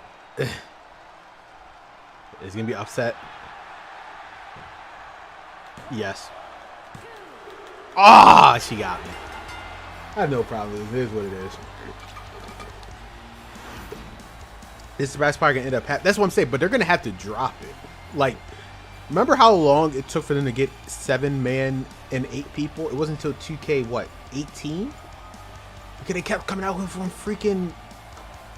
For some god unknown reason, they decided to still come out with Xbox 360 and PS3. It's like, just drop it already. Everyone has a PS5 now or Xbox Series X. Like, on it, like for real. There's no, just drop it so y'all can do 10. Otherwise, that's the only. This is my personal opinion. Unless y'all gonna add 10-man tag, there's no need for. I don't import it.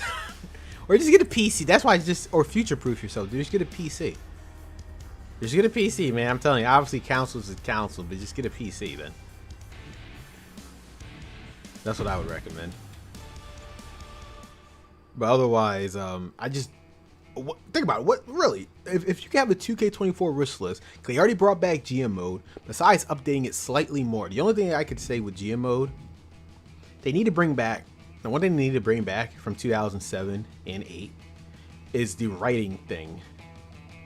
They have to bring that back for sure. What am I doing? Xia Li. This is the best they got for me. Whatever, I guess. This is the best they got for me is Xia Li. How did Xia Li even get on the card? You saw the weeks. I love how all the Judgment Day is finally there now. Why is this? Rhea Ripley must be out. Like, she must be ranked 1 or something. So we got Robert Roode and Braun Strowman. Last man that's something. MVP Novas. Garza and Humberto versus them finally properly for the Raw Tag Team title. Alexa and Dana, I guess. The Miz, I guess. Becky is, I guess. God, they've been fighting for like 4 months now. Whatever. Cody and Brock, that should have been like, why am I facing Xia Li? There's no story here. Last time of Rhea and Liv, there was a story. Whatever. I'm not gonna question it. It's different at least. I got lucky 2K18 because I had 360. I thought it would be stranded with 2K17 micro both through. I understand, but no, I'm just telling you. When it's time to, they need to. We just need 10. That's really it. Because what else? GM mode, like I said, if they can add the writing. Here's my one recommendation. If they can add like the writing stuff that they had before. Back in 2007 and 6, where like the writing storylines and you are set with that storyline, that would make GM mode the best mode ever that they have currently of this current format. Otherwise, though, there's not much you can do with GM mode outside what they have now, and with Universe mode. It's not that it ran its course. They need to bring it back to what it was in 2011, 12, and 13. Have it this rivalry manager. I don't think they understand. I get they were trying to be good faith with it. I don't think they realize how much they have hindered Universe mode with this stupid rivalry manager. Because everything will always be linear. You're getting the same repetitive matches you're seeing right here. Unless you manually change it yourself. Again, the rivalry manager with you can select 2 actions. The rivalry action, you see which one goes out. It semi-fixed it, but it's still a problem. It's still a problem. And I don't think they understand that.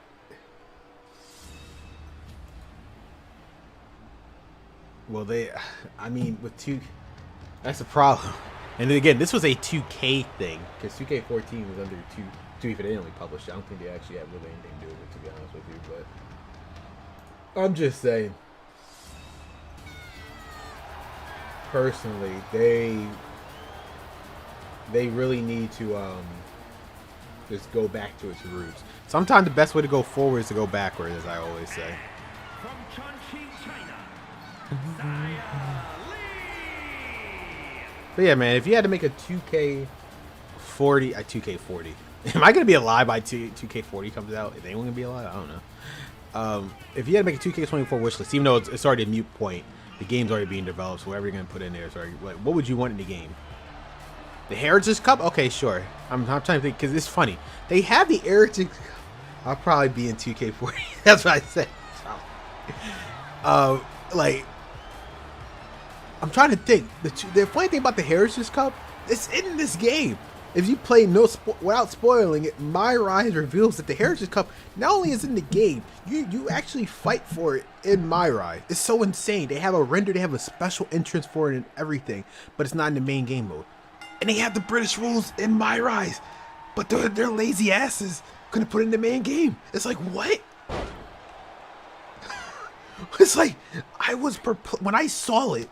I'm not gonna spoil because it's very the Heritage Cup is actually very, ironically enough, the Heritage Cup is actually a major part of the story. I don't mean I'll be alive for 2K40. Oh, I got you. I'm saying, well, I'll be alive in 2K, but I hope so. I think I'll be 40 at that point. I mean, I literally would be a playable character 2K40. Who knows? Hopefully, hey, if you're a wrestler by then, yeah, I'll be in my 40s. So if I became a wrestler at that point, I'll be doing a DDP run. Sorry, what are you doing? But nah, yeah, it's crazy. I don't want to spoil you. If you ever played through My Rise, you get the chance when you play in 2K23. I'm just telling you, it's in the game. It's not only it's in My Rise. It's actually a major focus point in the story. Yeah, it's so ridiculous. So they have not only they have it, they have a render of it. They have a special entrance for it, but they couldn't put it in the main game because Brian Williams explained, and I get it. 2K, I watched playthrough of it, and I do know. Okay, so you do know it's there. I get it. From his interview, I get it. Every game mode is worked on by a different department, which is why certain stuff doesn't work that way. No, it's not. That's just so crazy. Which is why it's so. The only thing. That's why they gotta get rid of My Rise. I'm sorry. They hinder so much stuff. You know that the WWE Live event, right? It's not unlockable? Hell no. No, it's not even unlockable, but that's besides the point. The stuff that you unlock in My Rise, you can't use in universe mode. It's so stupid. Like, all the arenas that you're going to get, the live event arena, the main arena that everyone wanted, the special SummerSlam arena, all that stuff you can't use in universe mode. It makes no sense. Because the argument is, certain stuff is just My Rise, they only made it for My Rise. And you could use certain characters. You can use Molly Holly in universe mode, though. So what the hell are they talking about? It's so ridiculous. They gotta get rid of I'm sorry. Like I said before, My Rise is not needed. They need to go back to its roots. Either do Road to WrestleMania again. They have a couple. My Rise is just not it. I get that they try to do something different. I'm all for something different, but sometimes going back to the basics, because I don't think they realize once you get done showcase, people just jump straight into universe mode and they just call it a day, for the most part. I know pretty much the lock story, but I've never seen anything regarding Legacy. So the funny, I'm done with the lock. Eventually, you'll see the whole playthrough on the channel. I'm just slowly putting them out. I've been done with the lock forever. The Legacy, I'm only in the mid-second half of that story. I personally, honest to God, I personally think the Legacy story is slightly better than the locks. Even though I didn't play it all, the lock story only got good during the third act of the game. That says a lot. I'm telling you, right? Like, the first two acts didn't. The first two acts did not make any sense to me. The third act is what saved the entire story.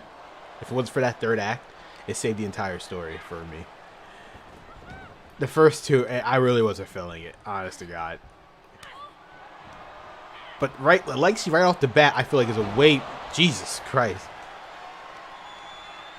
I feel like it's a way better story than the locks. But they should just. What the? No. No. I'm flipping it up and it wasn't working. F that. I am not losing to Xia Li at SummerSlam. Becky Lynch is not going to lose to Xia Li. Yeah, nah. We are done with these games. Oh, I went for a finisher and they ignored me. No. Hopefully she broke her leg. What do those plus mean? Is it because I get healed? I don't know what any of those are. Does it heal up my health or the moment? I don't know what it actually does. To this day, I guess I am regaining my health. I think that's actually what it does. Otherwise, I have zero idea what it actually does.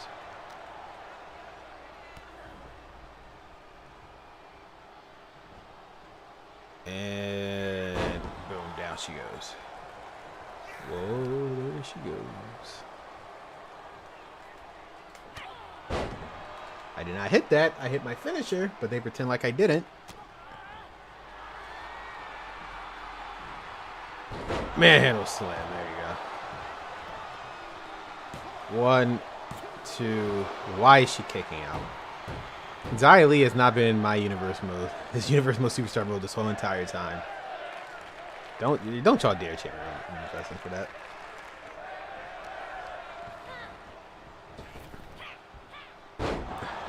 But yeah, let's see. They need to get rid of My Rise. I'm sorry. It was a good attempt, but sometimes going back to either have showcase, right? If they get rid of My Rise, you know what they can do? Focus their attention on freaking universe mode. The rivalry, like, they could do so much. No one cares. I'm not sure I've ever seen Becky do the whole setup for that, man. No, yeah, she does. She actually did that before in real life. I've seen it. I know where they got it from too. It was a match from Raw back in like 2020. I know where they got it from. I forgot what match it was though, but she did it on Raw at one point. So it's not like they made up the move. It was actually. Are you serious? She should have got hit. I must be a heel. The way I'm being booked. Maybe that's the reason. Is the AI, I would give them that much credit. The reason why they're not booking me against Rhea is because I'm a heel. So that's probably the reason why they don't want to give me anything. If that's the case, I'm perfectly fine with that. I'm trying to give them an excuse here. Oof.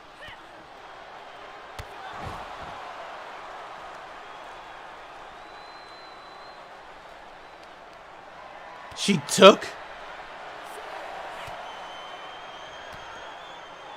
Oh. Damn it. Can I do something? No. Yeah, bye. Get counted out.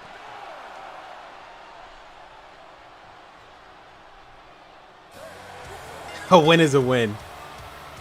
Like the bookend kind of. No, I think she wanted to do like the rock bottom, but they just figured why not.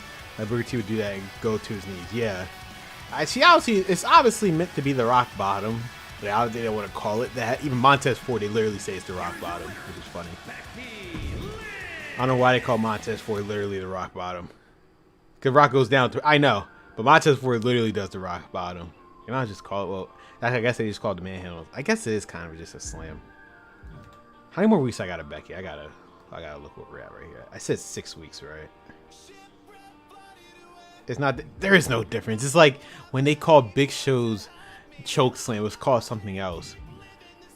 And it's like, it's just a fucking choke slam. The only difference is Big Show goes to his knees when he does it. It's literally just a choke slam. How many weeks I've done with Becky? I was not keeping count. I can't go backwards. Fuck. So I did 1, 2, 3, 4, 5. So this 1, 2, 3, 4, 5. So these 2 weeks, I'm gonna hit 1, 2, 3, 4, 5, 6. Okay. This Raw, so it's only 2 more Raws with Becky, then we're gonna switch over to Seth. Okay, cool. That's what we're gonna do. I want to do 6 and 6. Playing right now. I'm telling you, that's why I usually have this mute. There's only 2 good songs in this entire sound. Actually, let me just show you real quick. Fuck, I have half of them muted. Like they're just not playing. I only have like 5 of them on. Nah, that's off. I have no idea what the hell that is. Red Hot Chili Pepper. If I had my way, this would be the only one that's playing, and out it would get redundant. No idea who the hell they are. No idea who the hell they are. Hardy, sure. I wish they had his Royal Rumble theme song in here. No. Doja. I don't even know who the hell Doja Cat is, but apparently she's a famous person. No idea who the hell Doja Cat is. BM. Wait. Them? You talking about them? Who are you talking about? You talking about this one right here? Okay, this one though. Bullet for My Valentine. Oh, Bullet for My Valentine. I guess I'll let it. Okay, I'll add it. But this one, no, I listen to it. We're not doing that. We're not doing that. We're not doing that. I know you probably think yourself, but Creator, you're black, right? I know I'm black, but I grew up in a white elementary school, and because of that, I got exposed to obviously non-black music. So it's just even still though, I mean, obviously I like some black artists, but for me, nah. I'll let that play and I'll see how it goes. Maybe I didn't give this one a chance, but from what I've heard when I just had the soundtrack on, it's like none of like these songs just do not hit for me. We gotta go. The last good full soundtrack they ever had was SmackDown vs. Raw 2011. That was that was the last soundtrack period for like a good while. Like that was the last full soundtrack. I had no problem just letting it play. Like everything else is like whatever, but this is like the only song that I was like, all right, they hit right with this song. 2K23 soundtrack is way better than this one. I don't know what John Cena was smoking, because John Cena did this himself, right? I got exposed to rock song today. Exactly, that's what I'm saying. WWE itself, as well as its game, is the reason why my taste in music is the way it is. Solely them. If it was for WWE, I don't know what I would probably listen to rap or whatever. It's not wrong. I'm just saying. It is solely because of them. The reason why I have a certain taste in music. Alright, 2 more weeks of Becky. Keep wanting me to put on Doja Cat. I don't know who Doja Cat is, but apparently she's like super famous. Because when they announced Doja Cat was in, they was like, oh my god, Doja Cat's in the WWE game. Let me look her up real quick. Like, I'm not like, I just legit have, who the hell is that? Why should I care? who the hell is Doja Cat? Like, I might be, like, I legit, like, who is she? Let me see. American rapper, singer. So, like, what does she do? I don't know. I never heard of her until she... I'm not knocking her. I just never heard of her until she got added to this thing. But people were so hyped. I don't know who the hell she is. I guess. I'm trying to look. Can I describe since I don't know her either? Not a lot, yeah. Like I said, I don't know who she is. I mean, good for her, but I legit don't know who the hell Doja Cat is. And I'm not knocking her, just is what I literally don't know. Can we stop? Why? Y'all just love putting me in 6. I'm about to just remove the 6. Well, I'll let it go this time. There's only 2 more weeks with Becky. We're cutting off the interest of that for all that. What? Rhea Ripley clearly is... I gotta check the remind me. I gotta check the power ranking. I think Rhea Ripley's ranked 1. That's the only explanation I can see. How the hell? Nothing against Rhea. How the hell is she main eventing over Seth and Brock? Beats the hell out of me. I'm like perplexed. You know what's gonna be funny when I switch to Seth? I'm suddenly gonna be in 6 person unless I'm the world champion. I feel like I'm gonna be stuck in purgatory. These 6-person tags. They just love putting me 6-person tag. More universe than she is in real life. It's because she's injured. I know people don't understand. I know like it's a joke. It's like, oh, Rhea's doing nothing. It's because she's legit injured. Apparently she has a problem with her leg. They keep popping out. They only do those brief short matches with Natalia. Hopefully we'll see something different. We'll see something different tomorrow because she's defending once again against Natalia for the 3rd time in a row. There's obviously a story building up. I don't know. I think obviously direction. Clearly, I thought they were going to say for WrestleMania. I think they are. Is Rhea and Becky at WrestleMania? No. She's legit. She said in an interview like 2 or 3 weeks ago. The reason why she hasn't been wrestling that much is because her leg pops out. She had a problem with her. I think her right leg keeps popping out randomly. So that's why she's only been briefly doing anything. Yeah, I'm dead serious. I'll link it in a second. That's not. I know that's not good. And I think it happened ever since she got the title. I think after her match with Zelina Vega, I think that's when it started happening. Did Zelina do it? I don't know. But that's what's been happening with her. I know I reversed this. I'm about to say, I know for a fact that was reversed.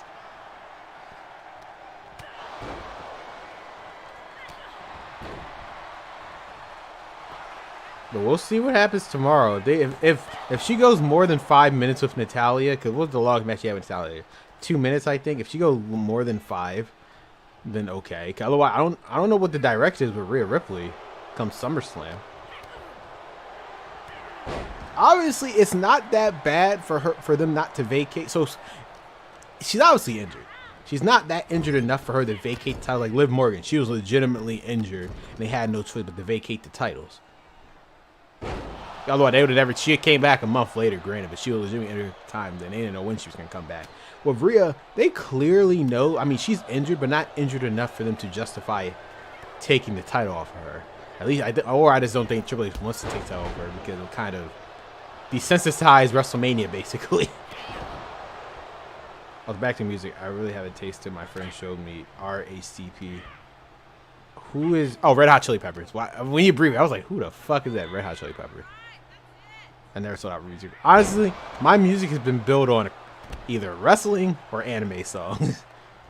For the most part. And in later years, like specifically J-pop bands or whatever. Like Baby Metal. I got exposed to Baby Metal that one time in NXT when they had their song back in like 2016. I love that band ever since Baby Metal. Otherwise... Yeah, that. But yeah, literally most of my music has been curated throughout most of my childhood because of wrestling. Definitely, for sure. That's why I always have different, like, my friends always say, are you white? No, I just don't. I'm not saying rap's bad. There is some good songs. Like, I listen to some Drake songs, Kanye West or whatever. But like, it's just my taste personally. It's just not that. I know my skin color dictates should dictate completely different answers to that, but I'm just reality. Probably the reason why I got made fun of for the most part in middle school and high school. I did like audio. Oh yeah, I love their songs. Rage Against the Machine vocalist of Soundgarden, Chris. Cause I feel like they did a song for WrestleMania 26, I believe. Why am I fighting Ronda again? You know what's funny? I don't think we're ever gonna get that one-on-one Ronda and Becky match. Now that I think about it, I don't think we are. I think from what I just read, keep in mind though, this is before I went on stream. Keep in mind, this is all from Wrestling Observer, so just keep that for a grain of salt. Apparently, though, Ronda Rousey is on her way out of WWE. It was his favorite band coming together. Be Yourself used. I knew they had a song. I just forgot what it was. It's been so many years. I think they had that on my Apple Music. But I think with Ronda Rousey, I think she's on her way out. I don't think we're getting Ronda Rousey and Becky Lynch ever. It's so hilarious. That could have been the match. I don't understand. Because it's... we could have had that match at WrestleMania, and that was clearly the WrestleMania match, right? Is it because of Charlotte? Did Charlotte politic her way into that? Did she legitimately... I'm using a song from the Sam Allen for us. I didn't say what song it was. I don't know whatever song was on the album besides Be Yourself. Actually, I'm lying. I know there's another song I have in my Apple playlist from the exact album. There we go. I don't think I've ever used Indie Harlow before. Can I use her? There you go. I remember with Cody Rhodes, they didn't let me use anyone. They didn't let me use Chad Gable, and they screwed me like for almost an hour.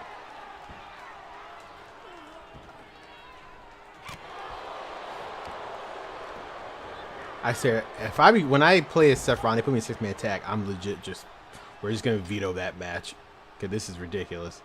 I think it's because I'm a heel, and they don't want me to fight Rhea Ripley. I think that's the only reason why I'm not fighting. Shaped by listening to their song with my dad at long car ride. Hey, it's like I said, yeah, your childhood pretty much dictates your taste and everything. Whether it's music, type of food you like. It's yesterday to tomorrow. I have to listen to it. I don't think that's on my Apple playlist. I don't think that's in my Apple Music library. I have to check. But I don't think it is, though. I'm assuming it's a good song since you're using it for your WrestleMania Universe mode. But I'll take your word for it. Beck, you could have stopped Shayna right there. I'm just saying. She could have really stopped her. I mean, really well. I'm still trying to see with YouTube. I want to use more well-known songs, but the whole copyright system is so stupid. Luckily, if I become a YouTube partner again, I've been trying to find my way back into that. They have this new YouTube music thing where you can actually buy licenses of the real songs. You can use them with the video without them copywriting it. Granted, it'll take a part of your ad revenue, but at the end of the day, I just want to use it without getting copyright strike. Not just claim, but certain songs you will get a copyright strike, or they'll block it. That's why, because I know they got some songs like real mainstream songs. I didn't even think they got some big metal songs. I will definitely love to use that for my universe mode. Because the songs that I actually have right now, I don't think I ever told you guys this. I bought the license. So every song that you're currently listening to in my universe mode that has lyrics and stuff, I bought those licenses. They were like $50 a piece back in 2017, 2017. And that's why I have a lifetime license on it. It was through Getty Images. Hyperdose and Crypticon, they're real bands. Obviously, they're D or C list bands. They're not mainstream bands, but they are legit bands. They make some good songs. I was able to buy the license to them, $50 a piece. That's why when you hear those songs, I own the copyright, I own the license to them, so I can actually, when I'm back in the YouTube partner program, any video that has those music in it, I can make money off of it. But I want to use more kind of mainstream songs. I know YouTube Music will allow me to do that. Hey, copyright. I don't see YouTube as a job for me. It's just a hobby. I'll just get my videos channel taken down. It's okay. No, I get it. For me, though, I've been wanting to make this a job for almost 10 years of my life. 10 years I spent on it as a hobby. It's time to turn your hobby into a job because I put so much time into it. It's just in life. I get it, you're still, you understand. Once you get out of high school, you realize you put so much time into it, you might as well start making money off of it. I get when they say when it becomes a job, it's not fun anymore. It can still be fun. It just might as well just make all the hours you. How much hours you put in your videos, man? I can't. I'm assuming it takes as much time as me, if not longer. The way you edit your stuff, you might as well get paid for it. Time is money, man, and money is time. That's the one thing I learned in life. Time is money, and money is time. Don't sacrifice one for the other. You should not be sacrificing one without getting the other. Might not care about it now, but once you get out of high school, like an episode of Raw, or let's say NXT, since obviously that's your shorter one. Let's just say NXT.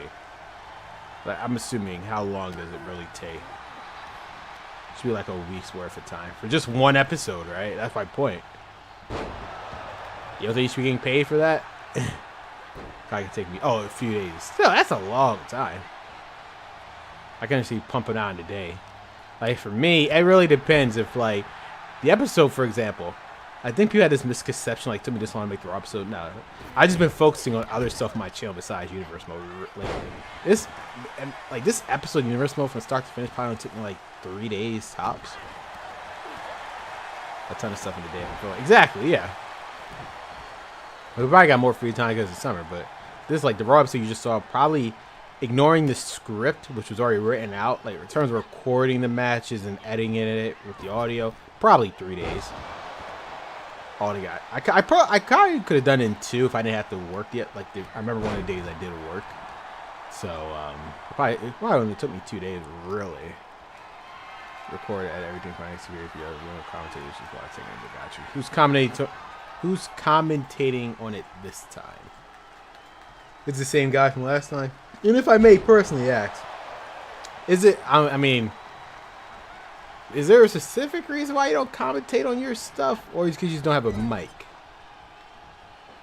I'm just genuinely curious. Cause I feel like you should start doing commentary on your own stuff, man. I think it'll bring more energy to your universe mode. Because people want to hear your voice. Because anyone can make a universe mode. You gotta, when it comes to universe mode series, I learned you gotta stand out from the rest. The editing can only go so far. They gotta hear a voice behind it. Otherwise, it's no different than anyone else's universe mode.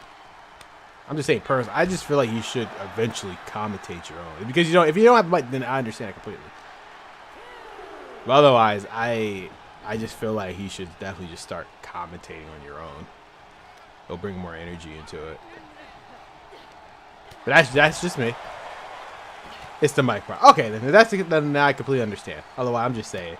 I thought it was like maybe because fear of your voice. I know some people who say because they don't want to commentate because they just... No, I know some people in general.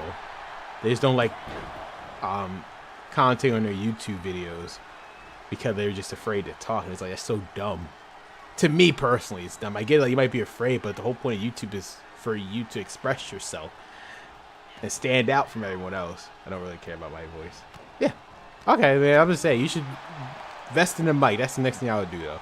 Invest in a mic so you get to commentate on your own stuff. To do commentary on WrestleMania. Gotcha. Then I misjudged the situation. Like, I was just trying to figure it out. But thank you for clarifying.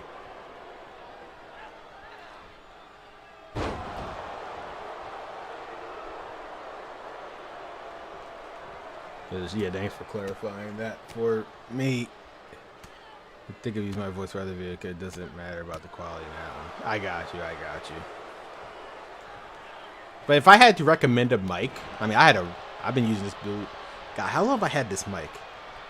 I've had this mic since, God, that's a good goddamn question. I want to say since 2017 or 18. I've been using the same exact mic. It's a Rode Blue Yeti mic. They're good. Obviously, there's probably better mics out there at this point. But back when I bought this mic, it was probably the best mic on the market you could buy. Andy, why are you not helping me? I can understand why Becky's not helping me because she doesn't like me. Since I beat her, literally. Or did she beat me? Did I beat her or did she beat me? I forgot. How did that play out? Did Cancelberry beat me or did I beat her? This is going to be a long day, isn't it? Okay, screw this. But yeah, we're not getting that Becky and Ronda match at all. Candace, did you just try to... What is she doing? You saw that, right? I don't know if anyone just saw that. Ignoring the fact the referee got taken out, right? Oh, wait, that's me. Am I not controlling my own person anymore? Why am I controlling Candace? What is going on? Why am I not controlling Candace? Like, why am I controlling Candace? Why am I not controlling Becky? This is exactly what I was talking about. Okay. Becky, do something, please. I'm trying to cover ground for you here. There you go. Becky, I am trying to cover ground for you, please. No.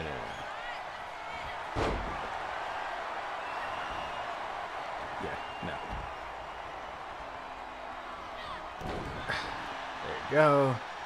Problem solved.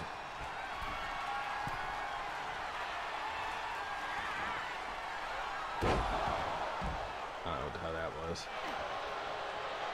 Why is she choking me? That doesn't make any sense. There you go.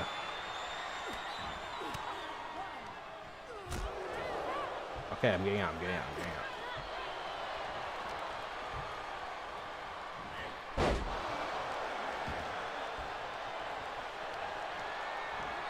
No.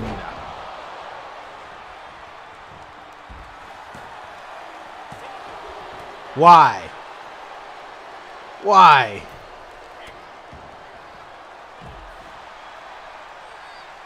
Becky. Why? I tagged in Becky, but I'm not Becky. Make it make sense. Am I indie now? No. They hate me. I swear if Indy taps, I'm gonna die. I was about to say.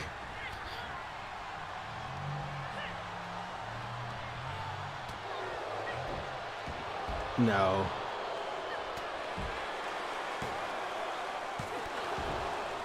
Becky, why aren't you doing anything?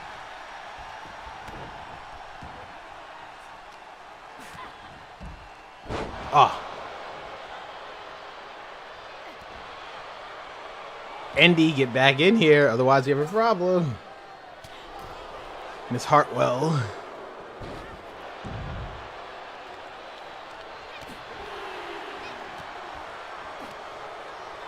Indy, go. Only hold them off for so long.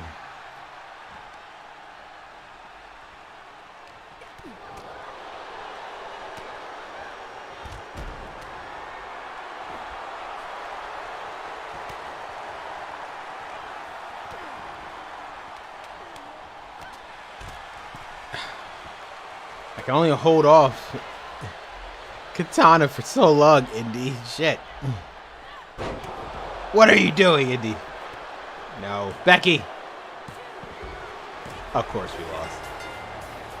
I don't want to be in the 6-versus tag. I swear to God, if we're in it again, I'm going to lose my mind. I don't want to be in this tag match anyway. I don't get it. They just love putting me in tag. I'm assuming it's just because my conclusion is simply it has to be because Maria's a heel. That's why they're not going to put me with her. If that's the case, whatever. That's just so stupid. We did not have this issue with Cody Rhodes or Rhea Ripley. I swear next week we're in another 6-person tag. I'm done with Flay. I'm officially deleting it. It's bugged. Now I'm ranked 4th. Jesus. Please watch this. Oh my. Okay. No. F this. F that. I am done with life. Can you stop? We are not doing this. You know what's crazy? You know what's crazy about this? Here's the thing. You know, I know this is Becky's last one. We're not doing this. I'm not playing this game. It's only 2%. Why is it still going? It's only 2%. It's literally only 2%. Screw it. We're not doing this, okay? We're not playing it. I have a funny story from the weekend. I was watching a new Legacy Inc. stream. I don't know. I know exactly who they are. And they were doing a stream that they usually do. They do like, from what I've seen, they do like Superstar mode with Axiom. I'm pretty sure they do a bunch of stuff. No, we're not doing this bullshit again. I'll add it back when I do Seth. We're just not. We're just not. Actually, for God's sake, here's what we're gonna do. Let me add it back in. We're gonna add it back in because now I'm pissed. I have no problem with 6-person tag, right? Zero issue. My issue is why am I keep getting it? We're not doing this again. Is it because I think it's actually I wanted to check this. Is Rhea ranked number 1? No, it's Ronda. But she's ranked higher than Brock, I see. I see why she's main eventing. But yeah, no. I'm facing someone. We're just not doing that. Okay. I'd rather fight someone else 1-on-1. Actually, here's what we're gonna do. I'm curious. We'll just do a regular. I'm gonna add something real quick. Here, maybe I can reset it. I can justify something now. Okay, I want to see something. Okay, now we'll go back into superstar mode. I'm about to reach a put in a second. I want to see what they add me in. If I replay this Becky Lynch, maybe I just need a hard reset. Hopefully they don't. They hate me. They hate me. Nah. What the hell is this? Oh, I can't even fucking change it. Son of a bitch. They are. I think it's because Rhea's a heel. We'll find out with Seth. Oh, whatever. It's the same 6 people. Whatever. We're gonna do this again. This is 6-man hell. Jesus Christ. 6-man hell. Okay, so let me see. You said. Let me. If I tag someone in, Katana, you do it. Oh, I'm Katana. Interesting. Oh, never mind. No, I'm Becky. Katana, do your thing. Let me see. Good thing about 6-person tag, I can now read your stuff. See, there's benefit to this. Well, they had to pick what it is, a series of matches. The final match, and everyone who won the qualifying match, wins. This time they were doing a Money in the Bank with one of the 6 matches leading to the final match. It was all CPU, which ended up in a 1-hour SmackDown 2007 1 and 3-hour watching entire stream start to finish. Wait, they were recently. Wait a minute. She tagged me back in for what? I wasn't done reading. Hold up, Katana. Why would you? She tagged me back in. That was this week. Oh, so they're just replaying. Got you. Like yesterday, actually. Okay. Was it fun? I'm gonna check that out myself. Why did they specifically pick those 2 games? You don't mind me asking. The SmackDown Raw 2007 and at 3 a.m. 4, 10, 11, 12, 1, 2, 5 hours. Jesus, I only plan on going 3 hours this stream. They wanted it in like 3, but ended up being 5. Got you. But why did they specifically pick those games? That's what they just asked. That's what people asked for, or we're done with Becky after. We're switching to Seth. I'm very curious. Is it because I'm not facing Rhea? Is this simply because she's a heel and then want to do heel version? If that's the case, I'm fine with that, but we'll see. I'll see. But like, oh yeah, I was wondering. They did 7, 10, 13, 16, 19 in the last one. Oh, okay, I got you. They're just playing him just to play him. Okay, I might be. The thing is, I'm not subscribed to them, but they always recommend it to me in their homepage. There's like a pattern also because they want it different. Okay, I got you. Yeah, I'll check that out then. Like, they always recommend me their stuff, even though I'm not subscribed to them. Which means they must be doing something right. Am I playing it as Katana? I am. So, I don't get it. I just don't get it. Either I play as a certain person, or I don't play with them at all, and I get stuck. Should I just throw this match? I'm about to throw this match. No. I want to at least give one. I want to give Becky a W. It was so funny. I'm going to have to watch it. What were your favorite moments from that? I'm going to have to watch it.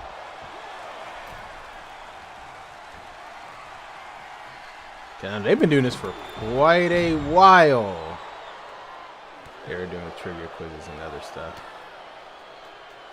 Oh, so asking the audience questions and whatnot. That's cool. I'm definitely going to have to look at that then after the stream. Fuck. I know one way I can win this match. I think I know a way.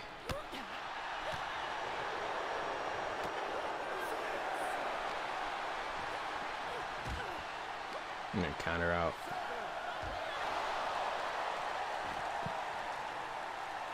Problem solved. It's kind of cheating when you think about it. It is what it is. We're gonna give Becky Lynch her last W. Problem solved. We solved the Shayna Baszler problem. At least. Well, we solved the Becky Lynch problem. She ended the W. So now we're gonna switch gears to Seth Rollins, Gunther, and Omos. Okay. Now here's the thing. I'm gonna see. Did Seth win? Okay, I'm the world champion. I swear to God, they put me in a 6-person tag. I think it was because we're about to see in a moment. I'm curious. What was this week's show? I'm Seth anyway, and Cody. Amazing. It will be the following week. So 1, 2, 3, 4, 5, 6. Okay, so I did it right then. We're in that fast lane. Superstar mode. This time now we're gonna switch gears to Seth freaking Rollins.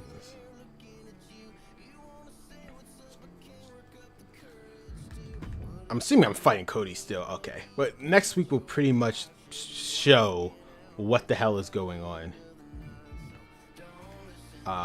Either they're just putting me in 6-person tag because they hate me, they hate my guts, or I don't know.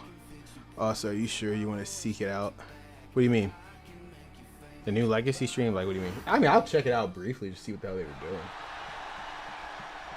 I'm like, yeah, it's like a legit 3-hour. I'm fine with that.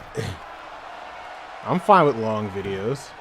If it's entertaining, it's entertaining. It doesn't matter. Bro, I be listening to like podcasts that are like 8 hours long, just talking nonsense. The key thing, as long as it's entertaining and engaging, that's the whole point. I'm perfectly fine with it. I'll see what it is about. I'm entertained. I'm entertained.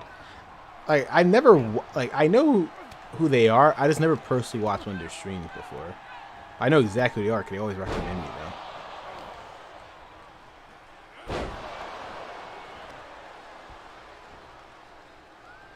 though. Actually, now I'm really curious. They're funny as hell. They're British, right? Or am I off base? Are they British? If they are, then I think I did see one of their streams before. Are they British or they're American? If they're American, I'm thinking of the other people. But I know exactly who knew. Like, they have that like WE-ish logo, but it's not WE. I know exactly who they are. But are they British? If they are, I think one of them is. So I do recognize. Like I said, it must have been back in the day. I briefly seen a video of theirs. They got in Australia. Okay, I'm mistaken. Then I'm offensive then. Okay, it's Australian that I'm hearing. Most of them are American. How many people are there? I thought it was only 2. Huh. Interesting. I thought it was only 2 people. I legit thought it was only 2 people who were a part of that. Now I learned something new, actually. Me and Cody going for the titles. I mean, me and Cody going at it for the title. It's like a... I legit thought it was only 2 of them. I only recognize 2 people. That's interesting. Yeah, like a whole... Did not know that. Learn something new every day. Huh.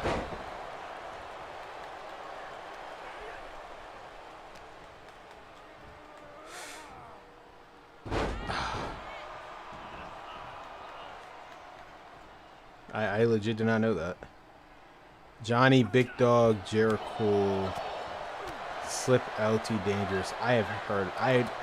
None of those names I do not recognize. But I legit did not. You made me learn something new today. I thought it was like, cause I remember hearing 2 voices. I can't reverse the Cody Cutter. It's going to take my title. Jesus.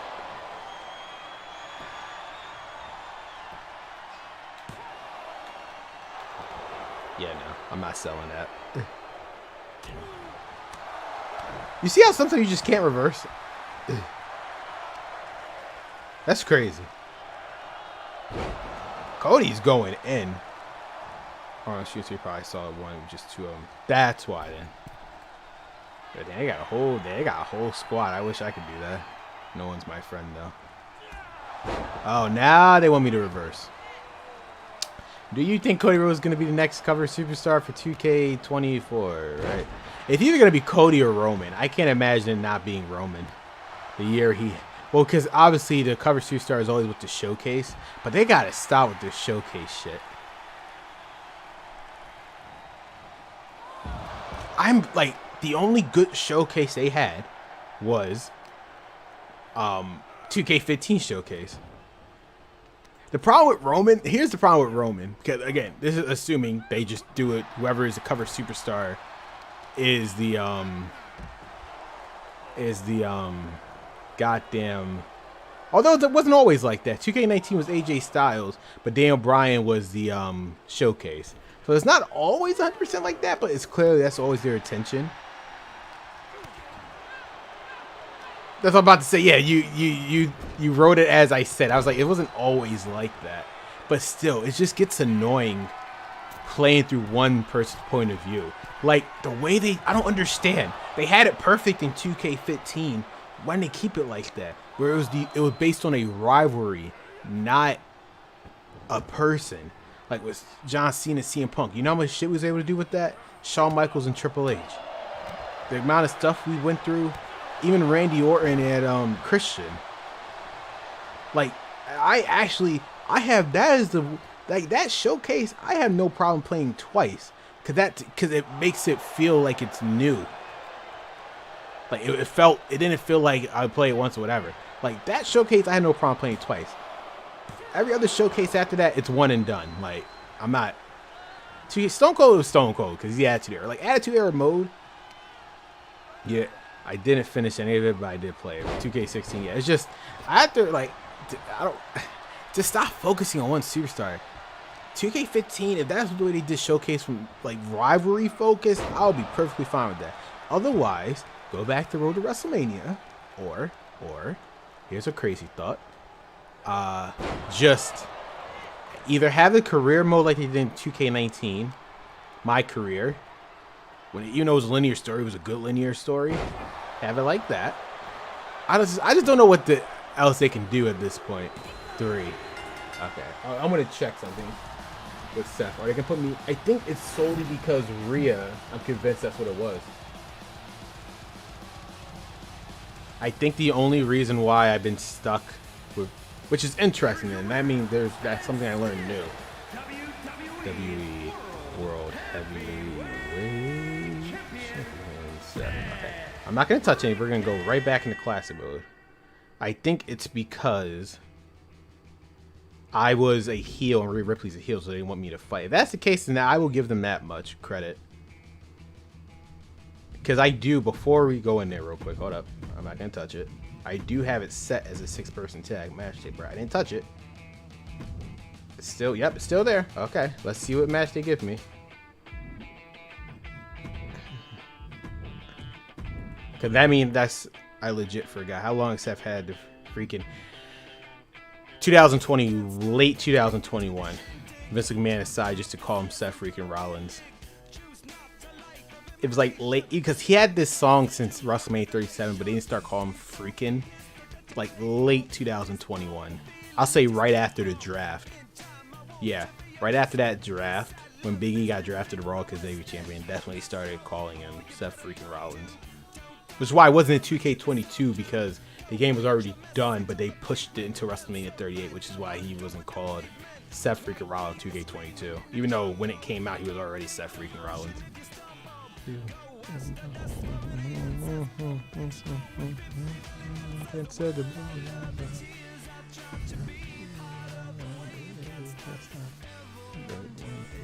Okay, let's see. You see? It's not a coincidence. Okay. So that's the one thing I learned. Like day one with people listening to stuff. Yeah, that's my point. Because 2K22 was supposed to come out in October. It got delayed, which I guess now it's going to be a tradition. It's going to come out a month before WrestleMania. It got delayed because they really want to make sure there was no bugs. So I think that's what it was.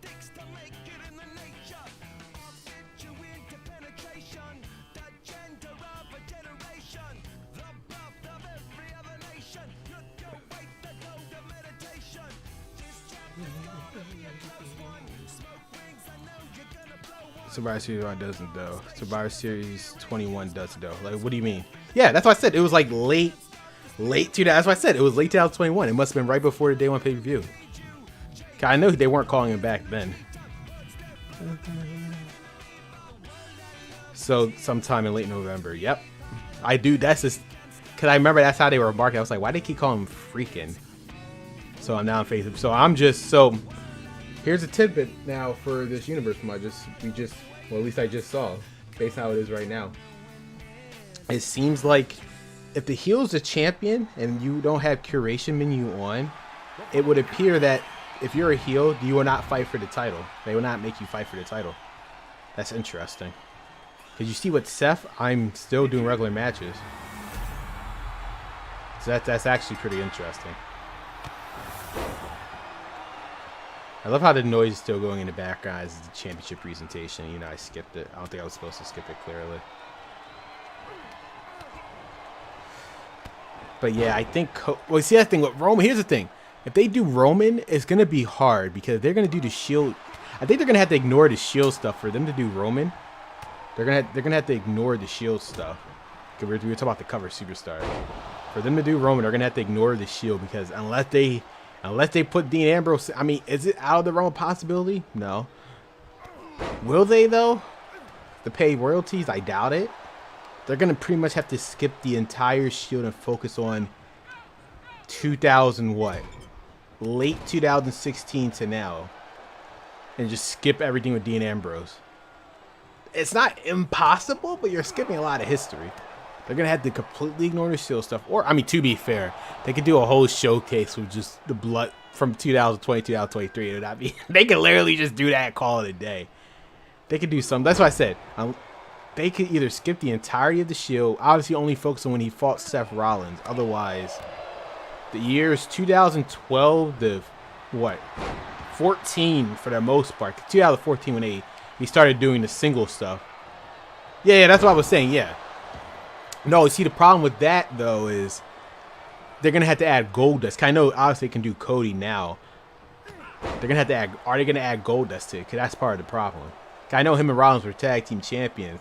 Well, are they going to pay Goldust royalties to that? See, that's the problem, you see? That's why Rey Mysterio, actually, no, you can't, because they have to beat Bryan and King. That's what I said. Certain stuff with Roman is complicated. Cody isn't really that much, because Cody's... let's think about Cody's showcase. Besides, if you do his current stuff, he can do the back in the day stuff. Because the people he fought back in the day aren't in AEW right now. Because let's think about it. Cody Rhodes. The only thing they're gonna have to pretty much ignore. Cause they could do legacy. They could do Cody Rhodes legacy stuff. They could do Cody Rhodes and Randy. They could do his whole mass dashing Cody Rhodes. They can do that. Damien Sandow's not in AEW. They could do a bunch of stuff with Cody. They could do the Stardust character, minus Goldust. Actually, no, they kind of at the end. They probably can't really do Stardust. But they could do a lot of Cody's early stuff from like 2006 to, I'll say, 2011 and 12. They could do a lot of Cody stuff. For the most part. But then 2013 to 16 is going to be a little iffy, and then obviously this whole 2022 run to now.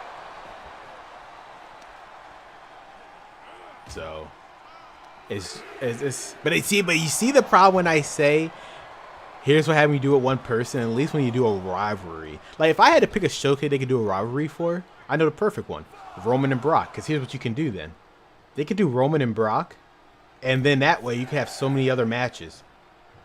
You could go through like from the 2015 to 20. To pretty much it'll be Roman Reigns and Brock Lesnar's rivalry from 2015 all the way to 2022. And the last match would be the last man standing at SummerSlam. You could have so much story. The way Brock Lesnar's path when he fought The Undertaker, when Roman Reigns fought people like Seth, Bray Wyatt. It's like there's so much stuff when they do it. The way they did it with Showcase back then, that's the way you can do it. then I'm probably going to lose my title because Brock Lesnar is an animal. I am probably going to lose my title. I don't want to lose my title. But Brock is literally killing me right now. I don't even think when I was Cody I could beat Brock. You see, I couldn't reverse it. There was no option for me to reverse it. That's crazy. Some stuff you just can't reverse. That's insane. Whew. No selling the F5. I'm looking. I don't know if there's much you can do as far as shit. That's why I said for Roman. You see, some stuff you just can't reverse. That's crazy.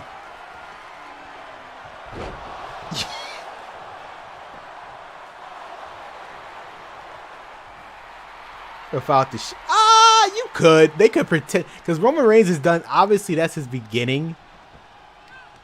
They don't. They could. No. I'll tell you. You underestimate what WWE can do. They could. Oh, they could. Well, no, they can't do their debut period because of CM Punk. That's when he debuted at Survivor. They just can't do that period. I know it was just an attack, but I'm just saying. That's it. Oh, you underestimate WWE. They could do it. They'll pretend like it never happened. Only the stuff involving Seth. Again, unless they want to pay Dean Ambrose royalties and him be in the game. I mean, I know. I get it. I know. Cause I know they won't be able to because of.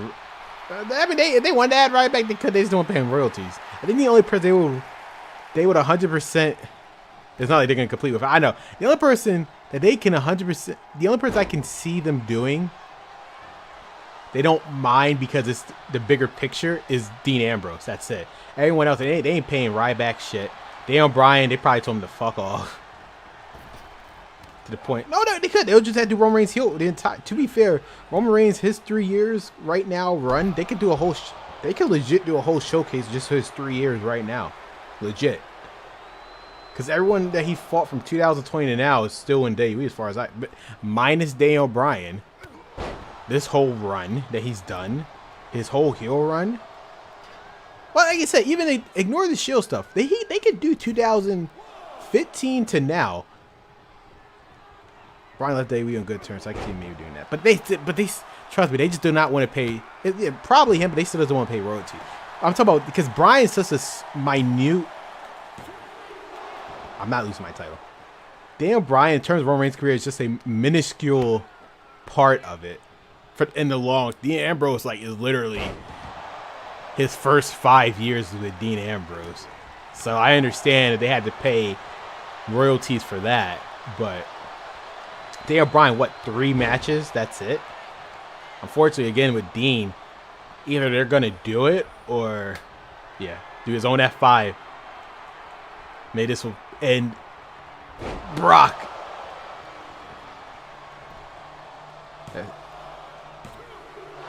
Oh, Brock! He's gonna okay, after this. What the hell?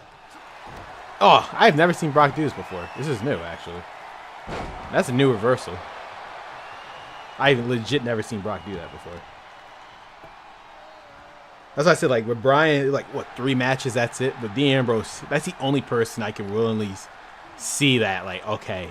Here's royalties. We're gonna put you in the game because we had to tell Roman Reigns' story. But like I said, with Roman Reigns, they could easily, because of this 3-year run that he has right now, they'll say F it. We could just do even with Cody. But this is the problem when you hinder yourself with the showcase character with the cover superstar. They could do Randy Orton for all we know. 20 years of Randy Orton because they just happened recently. Well, was this past year or last year? No, 2022. They could do 20 years of Randy Orton. Oh my God. Thank you. I'm rolling out, please. I am not going to suffer the same. That's my point. Yeah, like I said, Ray was so bad, unfortunately. They took out the Royal Rumble. They took out WrestleMania. The biggest moment of his entire career wasn't even in the showcase. Could you imagine? WrestleMania 22, which is hilarious because guess what's in this year's? You know what's funny? Something just dawned on me. WrestleMania 22 is in this game, all right? Unless I'm tripping, WrestleMania 22 is in this game as an arena. It's almost as if it was supposed to be in last year's game, but they didn't add it I think that's the reason. Actually, that's hilarious. That goes show right there. Cause obviously, it wasn't a game. They had an entire radio model. That's my point.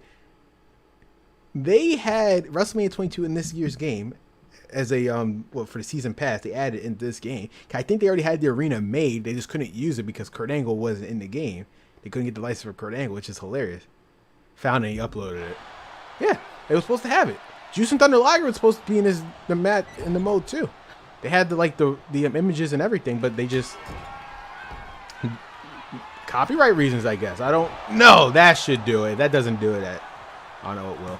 1, 2. Are you shitting me? Brock is just no selling for me. I think he's gonna beat me. If he was in it. No, you're right. Damn it. If he hits this F5, I'm done. If I can't reverse it, I'm done. Y'all saw that. He's gonna beat him for the title. You just can't reverse some stuff. That's ridiculous. That's insane and ridiculous.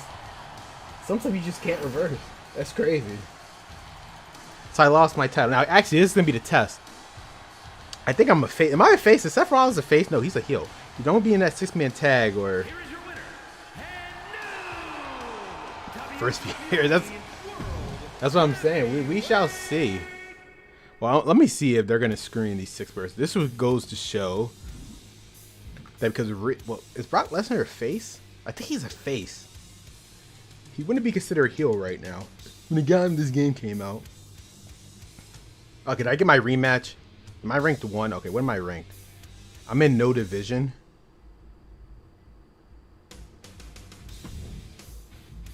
Okay, I get my rematch. Okay, I'm about to say. At least I get my rematch. Why is Omos me? I can't with this game. This game just does not want me to be in the main event. And Becky's defending against Zoe. That's interesting. Jinder Mahal and Finn Balor, Nakamura. You get the idea. Johnny Gargano and Biggie. That is so random. That New Day since when they become champions. Huh. Seth and Brock. I get my rematch. Let's do this. Like most cruiserweights from 304, irrelevant. Doesn't matter much in grand scheme of this. That's what I'm saying. Like some stuff, they're just gonna for Roman's thing to work. I think they're gonna have to just skip his. Unless they're willing to pay the. I can see them doing it for Dean. I just can't see doing Bryan. Not because they like Bryan. They don't dislike Bryan. He's just not worth it. For Dean, they would probably do it. Even if they don't want to. I don't think they like Dean Ambrose anymore, to be honest with you. Ever since he wrote that book, I don't think they like Dean Ambrose. Especially with Triple H and Charles. I don't think everyone was a fan of Dean Ambrose. But I just don't. They will fork over the money for Dean. But for Bryan, I don't think that it's worth it. But that's it. For all that hassle, though, they might as well just skip it. The Shield run itself from 2000, they can just do 2015 to now. Cody is slightly more easier.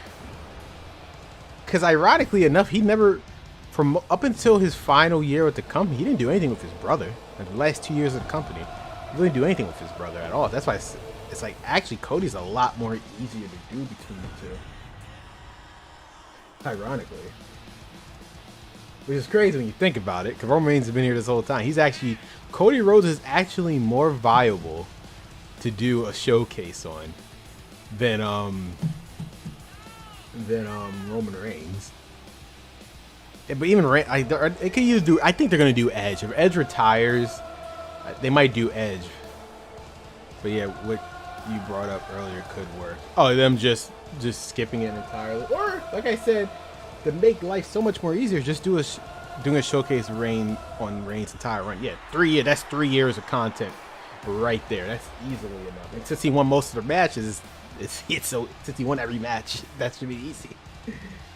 And just call it a day.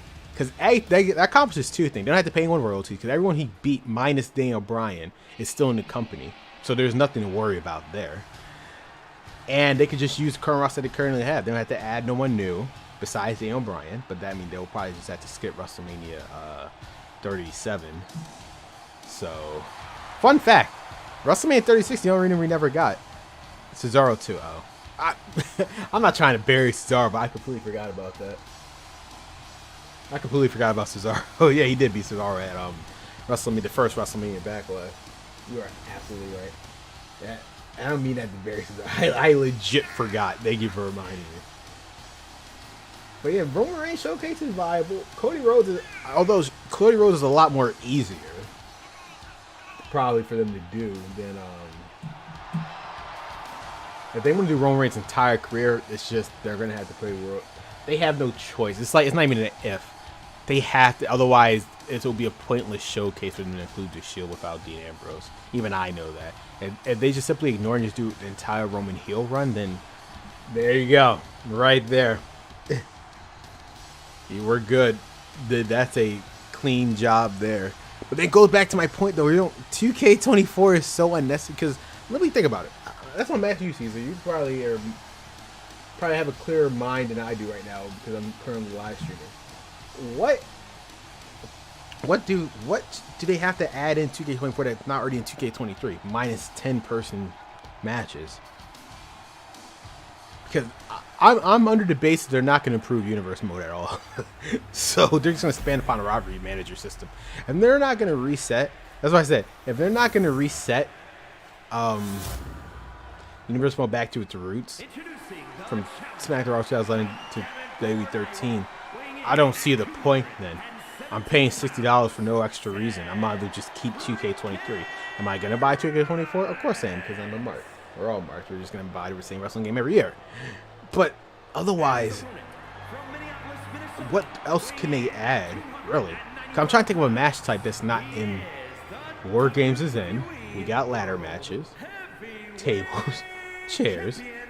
The only thing is just allow Elimination Chamber to be in any arena. Like I said, the only thing that they can possibly do is have the War Game match be in any arena and have the Elimination Chamber be in any arena. You know, we was able to do that in 2K22 technically.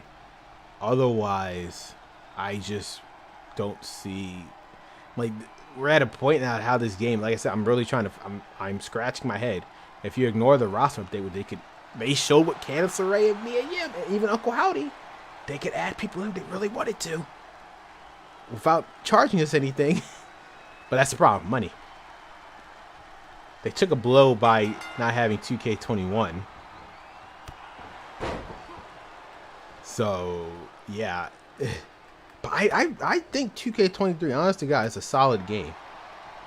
For all its, like, obviously there's problems, there's certain bugs, but there's not been one perfect WE game. Ever. That did not have an issue. Like, even Here Comes the Pain had its problems, and people consider it the greatest wrestling game of all time. You know, I can even tell you Here Comes the Pain has certain problems. Why am I already stunned? Yo, I swear they be cheating me when it comes to Brock Lesnar. How am I already stunned? This makes no goddamn sense. I'm getting my title back.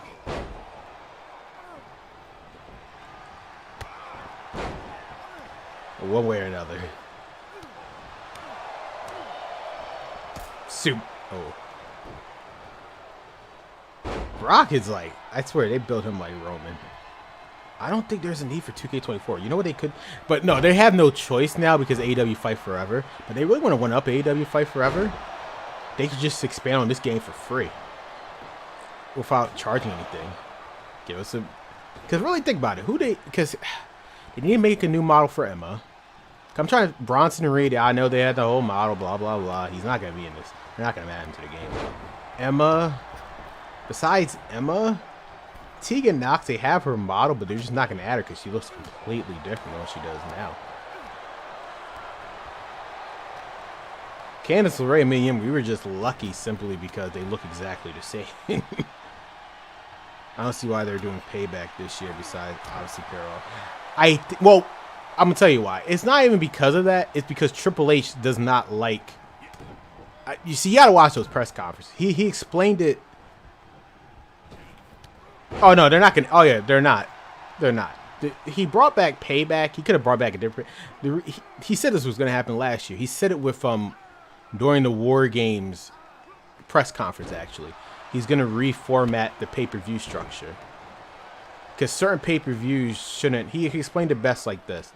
Certain pay-per-views don't need to have a pay-per-view. Hell in a Cell is a perfect example. You don't need a pay-per-view called Hell in a Cell to challenge someone to a Hell in a Cell match. He described it like the way he described it perfectly. He's like, unfortunately, some stuff like the Elimination Chamber, there is no realistic scenario where you're gonna have someone say, "All right, I challenge you and 5 other people to Elimination Chamber match." That's why we need Elimination Chamber pay-per-view. See, some stuff you just need a pay-per-view for, like Money in the Bank. No one's going to challenge someone to. No one's going to challenge 6 other people to a Money in the Bank match. That's why you need a pay-per-view called Money in the Bank. If they had it at WrestleMania, sure, but the Money in the Bank match itself is big enough where it could just be its own pay-per-view. That's what I'm about to say. Yeah, you see, I was saying it as you were typing it. Like some stuff I get. That's why Extreme Rules is not a thing anymore. You don't need Extreme Rules to be a thing. You could just challenge someone to an Extreme Rules match. Granted, I don't think I never had an issue with the Extreme Rules pay-per-view, but I understand where Triple H is coming from. Again, he's going back in the day like Unforgiven, No Mercy, where there was no gimmicks. The only 2 gimmick pay-per-views were Survivor Series and the Royal Rumble. That was it. Those are the only 2 gimmick pay-per-views back then. And King of the Ring to an extent. So I guess Payback. He brought back Payback and Fastlane because it's just those are just the most recent ones that they can bring that people will recognize. For all they might as well would have brought back Great Balls of Fire. I'm down with that. Who's down with Great Balls of Fire? Underrated pay-per-view in my opinion. He should definitely bring that back. Completely underrated. In my personal opinion, Great Balls of Fire. I'm winning that back. Obviously, she could bring back No Mercy, Vengeance. Well, that's an NXT show now, honestly. That's an NXT thing. Bad Blood, but I think it's because we're in the PG era. That's not happening. What other classic? We got Judgment Day. They need to bring back Judgment Day. Oh my God, I think so much sense. Have a pay-per-view with Judgment Day with the Judgment Day on it. But I think that's the reason why they won't do it. I got a Hell in a Cell because I have feuds I wanted to kill my there, but since I don't want to have to space them out, I decided to just do a pay-per-view. No, I understand what you mean. But that's just the reason. I'm just telling you in real life, that's the reason why they brought back Payback and Fastlane. Not because of the Reigns thing. I was just explaining because Triple H doesn't want to do gimmick pay-per-views anymore unless it's absolutely necessary. Like my universe one. Actually, I'll tell you right now. The next Raw pay-per-view. So the Raw pay-per-view, I'll do after that though. I made this. So I wrote out the pay-per-view lineup. In terms of stories, I'm only up to No Mercy. The pay-per-view lineup, Hell in a Cell pay-per-view, it should be a roll break. The Hell in a Cell pay-per-view is the next one after Unforgiven for the Raw brand. It's a Raw show. This is before Chile Mason. Will I have it after the fact? No, like for example, I have Unforgiven. Obviously, Unforgiven is nowhere in the cards in WWE, but I made that myself. That's the next pay-per-view. I already had the poster. I've been sitting on the poster and thumbnail forever. Obviously, it'll be revealed during SummerSlam. I can't reveal it because it kind of has spoilers to what you foresee next. That's why I didn't reveal it. Because me revealing will pretty much reveal what's happening. Ah, Brock, you asshole. I'm going to steal your F5 now. Y'all saw that, right? They took away my F5. Bad Blood was kind of a gimmick pay-per-view. I know, because as your normally was when Hell in a Cell. I get it. Because every Bad Blood had a Hell in a Cell in it. That's what I'm about to say. That was normally the Hell in a Cell. It doesn't have to be. It just so happens it was. You know, but no, there is one pay-per-view they definitely need to bring back. I would veto for it. Night of Champions. Actually, where all the titles are on the line. Because obviously, we don't get to see all the titles on the line anymore. That should be the one. I am perfectly fine with that. Because having all the one night where every single championship is on the line, that that is the one game pay-per-view I would actually bring back. That needs to happen. Because unfortunately, this is why they need to bring back brand exclusive pay-per-views instead of these co-branded pay-per-views besides the regular 4, because you have a situation where, for example, the Unified Tag Team titles weren't on the line at the main bank pay-per-view despite the fact they were there at London. Because it just wasn't enough time for the card. That's the problem.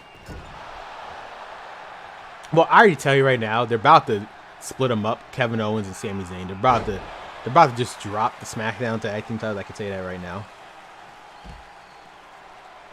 They're going to rename them, obviously, to World Tag Team titles and WWE Tag Team titles. Back to what it used to be. The problem with that, though, here's the problem with the SmackDown. So it's going to be ironic if they do that, right? Because the Raw Tag Team titles actually has the lineage of the WWE Tag Team titles. But I'm 100% going to... It's going to be so weird when they do it. Because the Raw Tag Team titles have the lineage of the WWE Tag Team titles, right? But they're going to call it the World Tag Team titles. I know they are. Because that's what Raw's doing with the whole world thing. The World Heavyweight title, the Women's World title. Okay, I haven't stomped Brock. That's the problem. I'm stomping it. If he RKO'd me, I'm done. There we go. Problem solved. Can I win? One. Oh, come on. Somehow I saw that coming, but then I didn't see that coming. I saw it coming, but then I didn't see it coming. Can I take his move, please? Pedigree his ass. There we go. He's done. All right, it's over.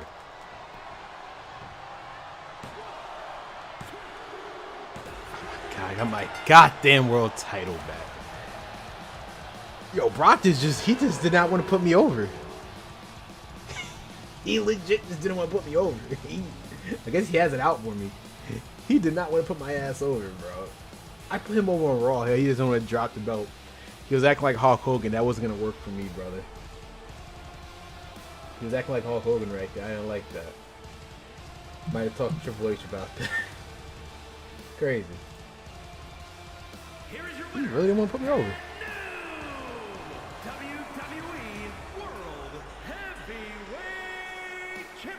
I think about Seth and Brock. And what is that? What fun fact you want to tell me, Caesar?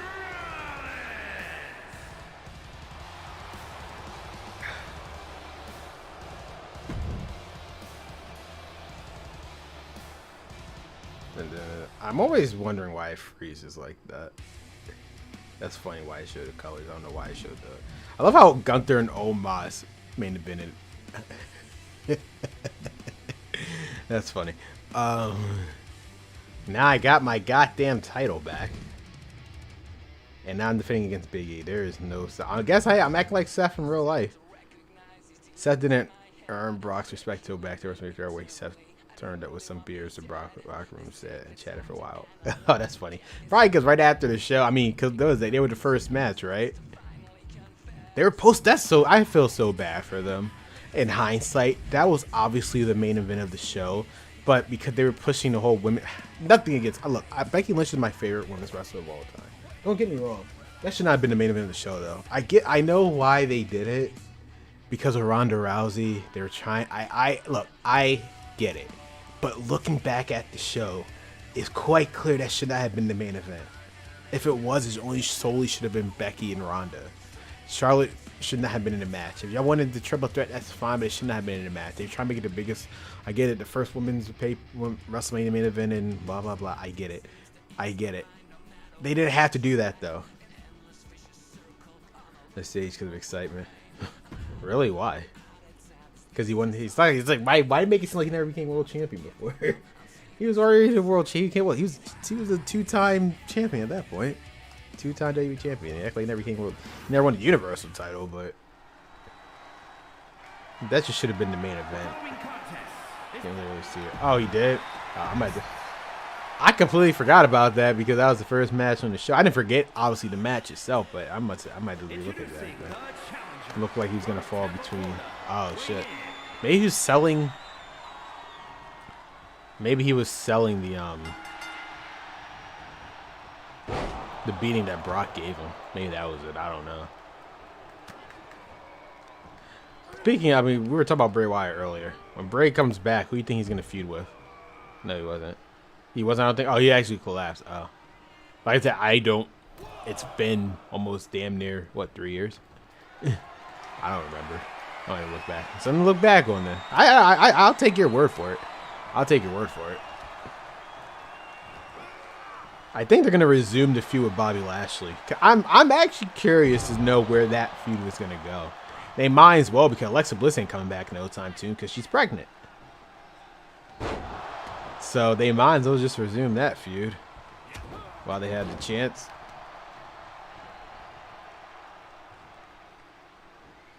Oh, Big E.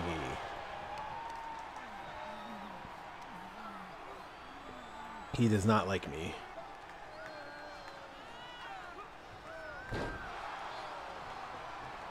Where is Big E? I think where's the entire New Day? Are they all injured? Hold on, I'm gonna have to look this up. I know Xavier's not injured. Where the hell is New Day?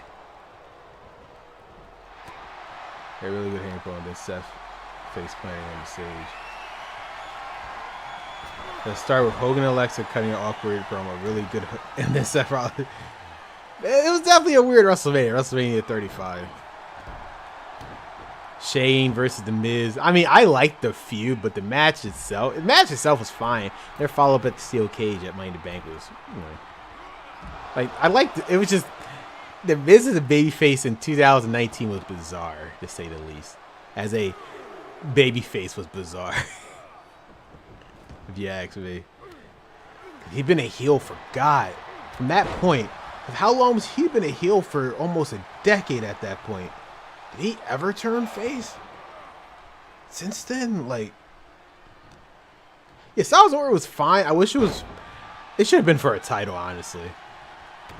It'd been better. Like, the match itself was fine. It just should have been for, like, the United States title, because... Who was Mojo Rey Mysterio? It was like 20 seconds.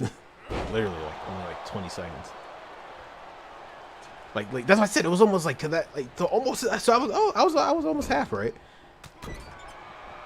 Almost a whole entire decade, this man has been like a heel. That's why, like, in 2019, when he became face, he'll get to 4 or 5, so 6 years. Okay, I'm off base. So still, if you round it up, that's still almost a decade. So I'm half right.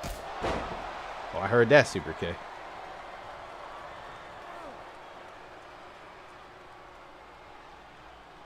Pedigree.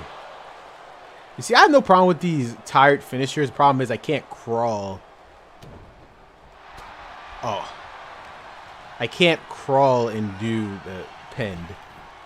See, some stuff you just can't reverse. I hit triangle. With what? Okay, Kofi's injured. Okay, that makes sense then.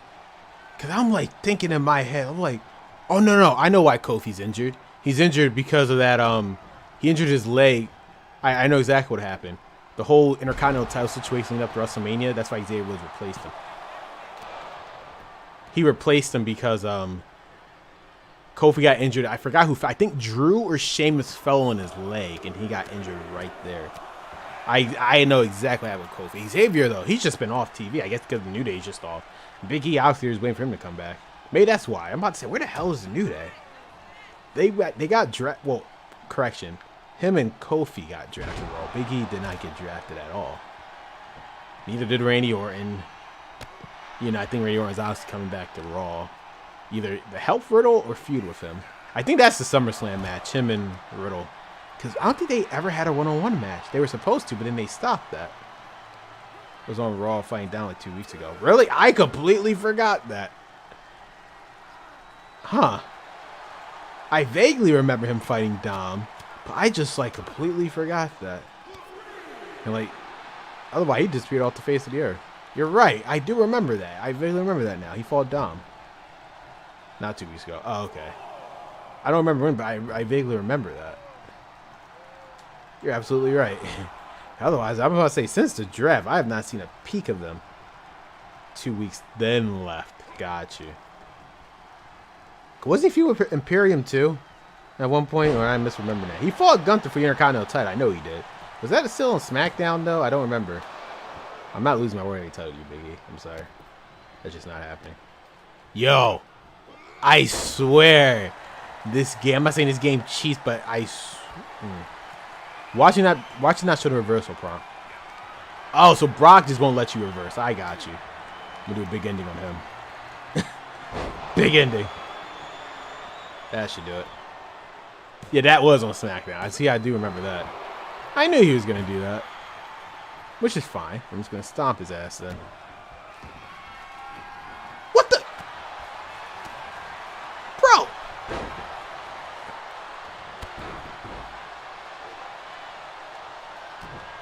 Why did it stop?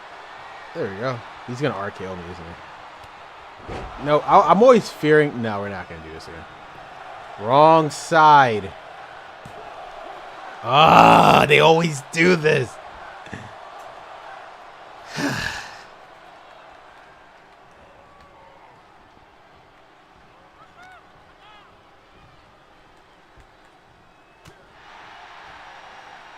Becky, you're not. You know how hard it was to get it back from Brock? I am not losing my title to you, bro. Damn. You know how hard it was to get it from Brock?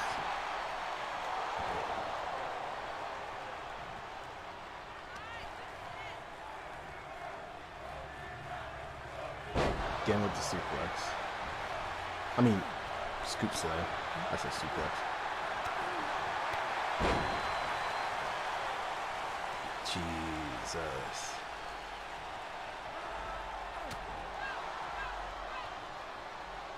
There we go. That should knock him out. Ref, what are you doing? Of course not.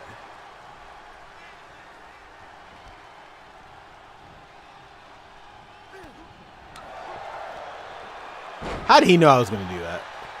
I actually hit S. Nope.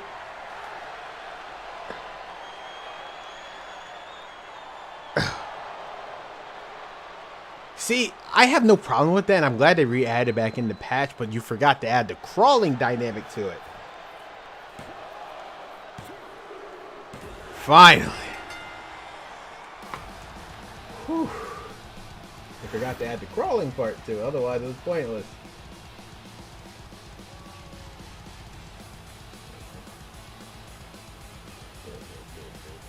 How many more weeks until Fast Lane? I think this is on. I think this is.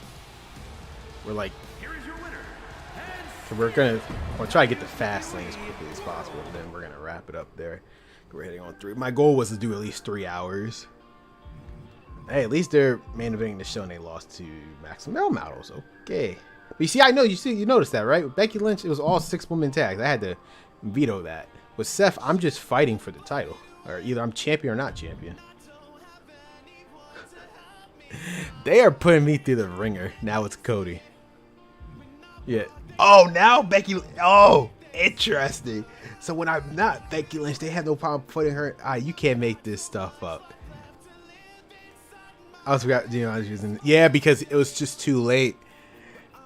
Because again, people don't realize this game was done. Their development was done like right at the roster was done right at the week of Clash of the Castle, and he just came back to Imperium. Using him when I saw it. Yeah, he just came back with like the roster was finalized. All the models and stuff were finalized that week of Clash at the Castle. You could pinpoint it exactly because Braun Strowman is the last updated superstar with that attire. Everyone else prior, besides Sami Zayn, holy hell, I have a communication. That's why it's the best thing ever. AEW doesn't even have community creations. Yeah. I don't know why they don't have community creations for it, but it is what it is. Anyway, THQ know what they're doing. It's funny because again, it's so hilarious. THQ is Hughes is the one who started community creations. Why couldn't he add an AEW? He had like 3 years. It is what it is, I guess.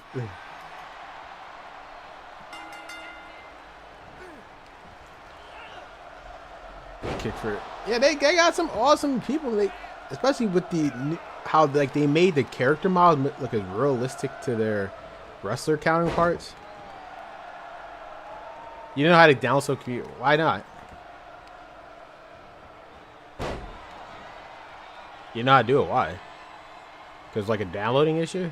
I have like 10 different sets of tires. Oh.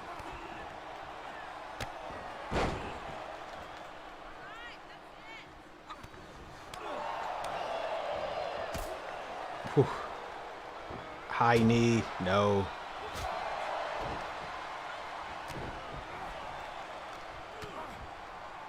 Oh no, I mean like how people make off tires for them. Oh, got you. Oh, were you creating them yourself? Oh, or like just set it as an alt tire. Or I'm confused. Always use created wrestler for the 2K games. Oh, set it as an alt tire. You know I do that, or you did, or maybe I'm misunderstanding.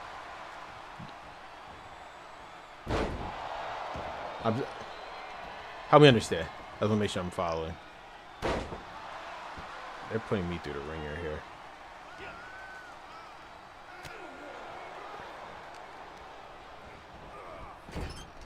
Oh. I didn't know how to set. Oh, okay. Got you. That's what I was about to say. That was easy, man. All you had to do was, well, obviously you know, but yeah, just go to the wrestling, just personal information. How do I start my own universe? Well, first of all, thank you, Tommy Dixon, for stopping by. Appreciate it. Now, when you say start your own universe, be more specific. What is the best way to make a universe mode, or like how to like start in general? You want to know how I do it? Like, what are you doing it for? For just personal use or doing it for YouTube? It depends. Like, depending on what you're asking, I will give a different answer to. I can tell you, I have no problem telling you my secrets of how I make my universe mode goes into it or whatever. In terms of YouTube, you're just playing it just for fun. Then simple. I can tell you that much.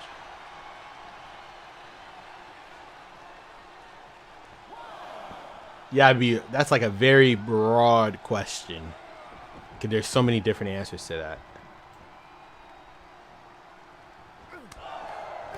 Just for me. Okay, so if you're not doing YouTube, you just want to play it. It depends on what you want. If you want to do a current universe mode, see, this is what I'm talking about when I say 2011. SmackDown Raw 2011 to Davey 13 Best Universe. You know why? Because they had a draft. They had a draft. You didn't have to worry about anything. They would draft your wrestler. I think they had draft 2K23, but I forgot. But otherwise, you gotta do everything manually. So here's what I would do. If you just want to use just the regular roster, split it in half. Delete NXT. I'm sorry, it's pointless. There's not enough people to justify NXT rosters. So I would just delete NXT and spread them out between Raw and SmackDown. Then add like either a main event or a live event as like the secondary minor show. That's what I would do first off. Just straight up delete NXT, spread them out between Raw and SmackDown, and then call it a day from there. Because there's just not enough NXT superstars to justify that roster. I know they obviously there's a lot of NXT. It's just not enough for a specific roster. If you personally want NXT, make it. I mean, by all means, go ahead. But I'm just saying personally, just get rid of NXT. It's just a pointless third show for the game when it's not enough people. There's only like what 20 people on the roster. Like as a default, it's like 22 or 23. It's like it's not enough. So that's the first thing I would do. Now, I guess the second question. Oh shit. Are you playing superstar mode or classic mode? That's the second question, and then I'll go from there.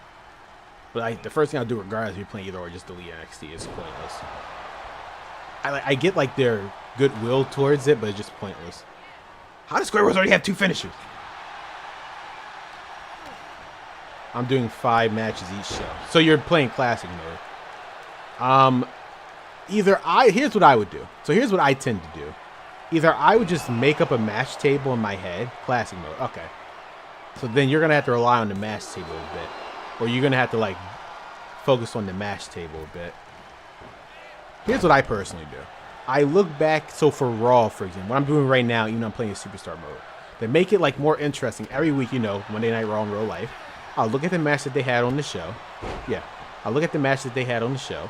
I will look at the past 4 weeks and make a match table based on that.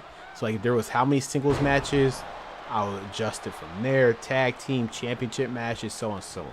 And then I update it every week based on what they do on the show to make it like, so it will be at least not only up to date, but it will always be changing. Cause, you know, every week on Raw there's a different. They don't have every single match tag team matches. And sometimes they do 6-man tags. Sometimes they do ladder matches. Sometimes they do no holds barred. So that's the one thing I would do. Always update that weekly. Every week that there's a new episode of Raw in real life or SmackDown, you change your match table. That's the one thing I would do. In terms of divisions, now there's nothing that the more I talk about universe mode, the more it frustrates me. I don't think these people realize how much damage the whole rivalry and the ranking system in 11 to 13 was fine because we weren't. I think they didn't do this until 19. Yeah, it was freaking 19. They effed everything up in 19. Oh no, I'm playing Superstar mode with Seth Rollins right now. This is Superstar mode. In my regular universe mode YouTube series, I let the AI do it. I just tell the story. What's happening. So the problem with the rankings is that it wasn't until 2K19, I believe. They effed it up. Everyone's in the same, like, you're in a specific rank. I mean, the championship ranking. You're just not in a universal ranking system where if you've been losing a lot, you're just stuck in the IC division for a while or whatnot. They effed it up in 2K19. Oh, that's so frustrating. I just realized it. Yeah, they screwed it up in 2K19. Up until 2K19 ranking system was actually pretty fine. So now, the way I have the ranking, I'm about to lose my title. The way I had my ranking system is, like, for example, the world title, right? Whoever was previously world champion, I put in that division and people who, like, fought for the world title. Even though they weren't champ, I guess I can't reverse the freaking Cody Cutter. I'm losing my title. I lost my title because you can't reverse Cody Cutter. Cody Rhodes finished the story. Once again, you know, he stole my title. Bastard. I had an issue with Cody Rhodes in real life. He stole my goddamn title. God damn it. Damn it all. Adrenaline in my soul. I hope you're happy, Cody. You stole my title. But yeah, that's what I would do. Also, creator. What's up? But yeah, so for example, like Ricochet, he fought for the WWE title before, so I'll add him to the World Division. And like Baron Corbin, even though he's never was champion, I still add him to the division. It's not you outside playing as him. Oh, you talking about the juice box? Yeah. Yeah, it was the same issue with Ronda Rousey last year, although I think they fixed Ronda Rousey. I don't know. Cody Rhodes, I don't think we're ever gonna get it because WWE didn't make the song. I think they fixed it with Ronda Rousey, but with Cody, I think this is just a problem because you have to understand, WWE had nothing to do with this song. With Ronda Rousey, I think they bought the license. He legit doesn't. Oh, but when I play as him, he legit does not have a theme song. Did you change his attire? That's the issue. If you change anything up, basically you can't. So with Cody Rhodes, the problem with Cody Rhodes, there's a glitch. Either it's a glitch or I think it's intentional. If you change anything about Cody, his music doesn't work. If you like change his entrance, his moveset, anything involving Cody Rhodes, if you change it to having the Cody Cutter as a springboard attack or whatever, his entrance stops working. Don't ask why. It's just it's a glitch, but it's not a glitch. You just can't change anything about Cody Rhodes. You have to leave him exactly how it is. Hopefully in 2K24 they fix it. Yeah, what did you do? Did you change his attire or his entrance? If you change his attire, it stops working automatically. Because I had a ton of Cody. Yep, there you go. There's your problem. It just does not work. It's a universal. I don't think it's a. I want to say it's a glitch, but it's not. You see, I knew it. Because Rhea Ripley was a champion, I could not fight her. See how Cody Rhodes is a face up as a heel? I could fight for the title again. I knew it. We're not playing entrances after that. What do we pay to do? See, I knew it wasn't crazy, so that's interesting. I knew I wasn't tripping. I knew that was the reason.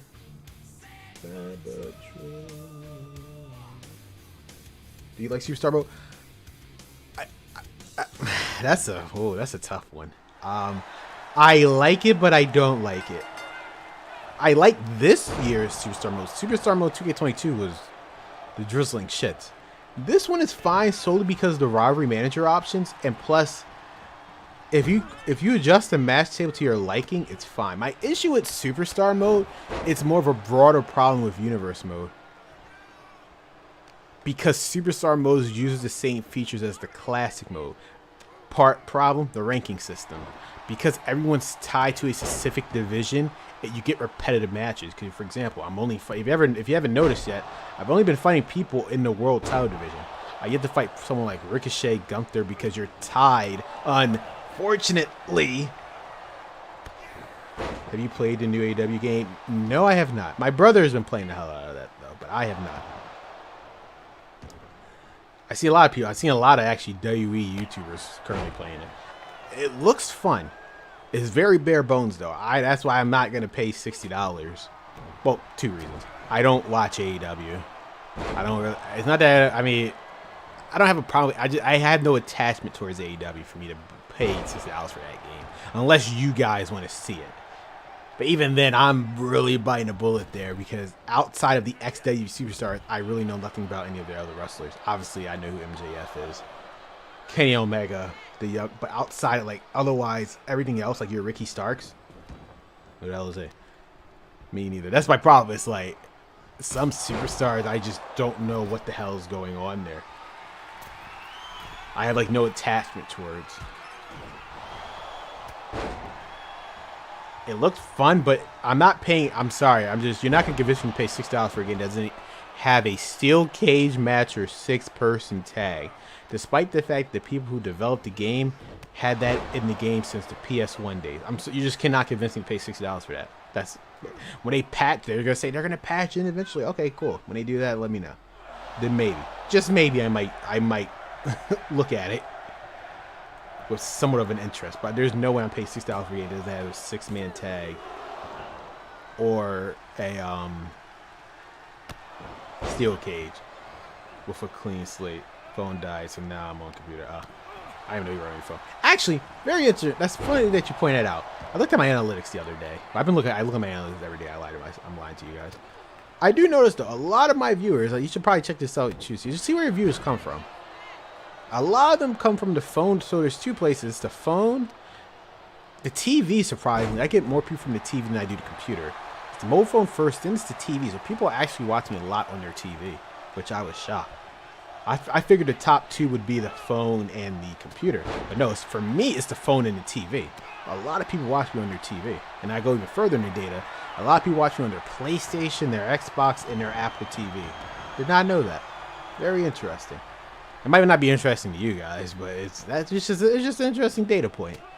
A lot of people watch me on their PlayStations. Out of all 3 systems, like I think only 2 people watch me on their Switch this month. I watch it sometimes on my TV. Oh, okay, so you're probably part of that statistic. Yeah, like this month, if I filter it by month, phone a few times, like 60% of my views come from mobile phone, but a good 20% of it comes from TV. Which, like, I'm just picturing people watching my videos on their smart TVs. Okay, I'm not complaining. I just find that fascinating a little. It is what it is to me. Nah, Cody, you coward. Give me back my title. We're kind of fine. You can only find on a computer. You can't if you're gonna try to use it through the YouTube Studio app. It won't show. You have to. It's specifically on desktop or the web browser. So when you're on your analytics, you have to, on the top right hand corner, it will be something called advanced mode. When you click on that, it will have like a pull down menu of like 40 different options. Click on the one that says device type or click on the one that says playback location, and then it will show you how many people watch you from mobile phone, TV, computer. And then when you hit operating system, it'll show you the PlayStation, the Xbox. Someone actually, I kid you not, within the past year, someone watched me on their Wii. I'm surprised people still use their Wii. I'm legit shocked. People actually use their Wii in 2023. And say Wii U, it said Wii, so they knew the operating system. Because it does also say Switch, so I know they know the operating system. Someone legit was watching on their Wii a year ago when I came back. I just find that funny. Can you say that one more time? I was zoned out because I was talking to a friend. Got you. You want me to bake? Oh, yeah, I did. We were talking about that earlier in the show. I've been on the stream for like 3 hours now. Whew, I know you went really. People thought LA Knight was going to win. I want him to win, but it is what it is. Triple H knows what he's doing. We'll see what it goes for LA Knight. Damian Priest obviously is going to be the fall of the Judgment Day. Roman Reigns losing in the past 3.5 years or something. So we shall see. What was your favorite moment from the show? Crossroads, baby. All right. Oh, but yes. So as I said, if you're on the desktop, you obviously go on YouTube Studio. On the top right-hand corner of your screen, there will be something called Advanced Mode. Click on it. On the far right, it should be a drop-down menu. Click on that drop-down menu. It should say something about playback location. When you click on that, it'll give you the options. I mean, it'll just show you the data. Mobile phone, computer, TV, and I think there's one more other thing I forgot. Then when you click on that drop-down menu, it'll show like operating system, and that's where you see like the data of the PlayStation, the Apple TVs, the Switch. There you go. There's so much more stuff on there, but that's just the main stuff I usually tend to look at. Besides the obviously views, watch hours, subscribers. I thought that was an interesting tidbit. But yeah, like, what was your favorite moment, Tommy? I don't think I asked you that, Caesar. Did I ask you what was your favorite moment from Money in the Bank? That was like probably like 3 hours ago at this point. Because this is a marathon stream. We're going a little over than I wanted to because we're going to try. I want to get to Fastlane. I wasted all my time 2 days ago making the match table for Fastlane. We're going to get the goddamn Fastlane. Damn it. Whether anyone likes it or not. I hit X. It should, there you go. And then it stopped. Oh, come on. I see the increase. Oh, you know, that's the plan. That is definitely the ban. You can't reverse the Cody Cutter. Look, you saw that, right? You just cannot reverse the Cody Cutter. That's the one we just can't reverse. It's so ridiculous.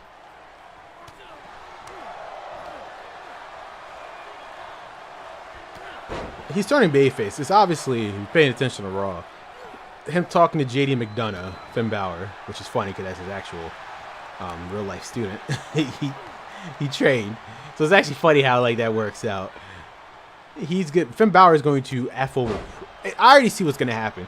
He's going to try to cash in on Seth. Finn Balor is going to say, "No, F you. You have screwed me over for the last time," and they're going to say no dice, and they're going to bring in JD McDonough. Actually, I see how this is going to play out.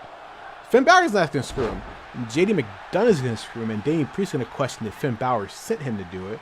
Finn Balor is going to deny it, and then eventually he's going to say, "Yeah, I did, asshole." I already see. I understand Triple H. I was in the writer's room when that happened. I'm lying. I was not. Stop. All right, it's over. Screw it. It better be. I'll get my title back. Thank you, Cody. You had it for 1 week. You had the story for 1 week. I'll gladly take my title back, but you stole from me. You never stole it from me. Dun, dun, dun, dun, dun, dun, dun. Whoa. Here is your winner. I think we're almost there, guys, to Fastlane. They should turn LA Knight. Oh, I know they are. That is clearly, that is clearly the plan. I love how Becky Lynch is now maiming the show, even though I was in 6-woman tags for the entire time. They are clear. I said it before. Like, I don't know why LA Knight is still a heel. But that's the problem. The Money in the Bank briefcase is usually for heel people. Even though they could have had LA Knight win. If their plan is to turn him face, he does. Plus, he doesn't really need the Money in the Bank. He's gotten over without being the Money in the Bank person. So I understand. I think, okay, we're on. I think if I, okay, this is the last Raw. The next week is Fastlane. Oh my God. See, again, the positive and negatives of Superstar Mode. You can make your match table make it how you want, but because of the stupid ranking system, I am stuck fighting the same 3 people. Because I'm looking at these statistics. That's it. When you deep dive into YouTube's desktop, it gives you a lot of insightful information. It does give you on a mobile. Mobile gives you enough, but the desktop just gives you so much more. There you go.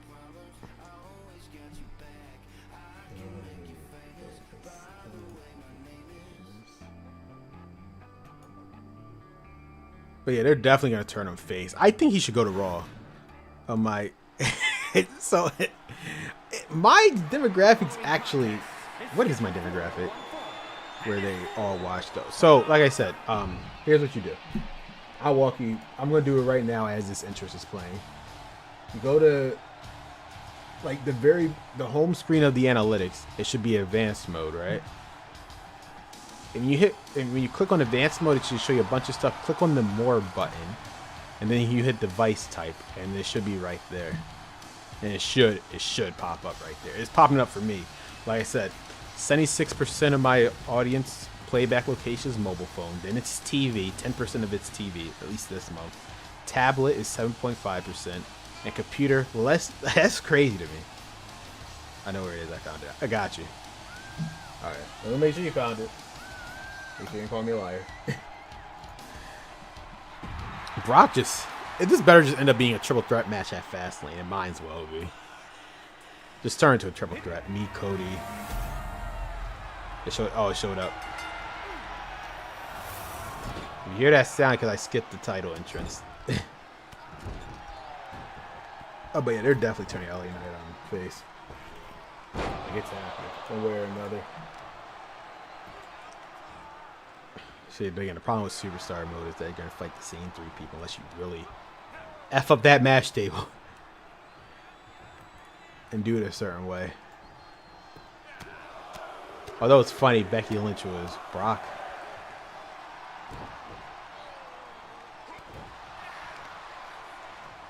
I'm a fighting champion, Brock. So I'm gonna try to fight you. I don't want to. I'm gonna try.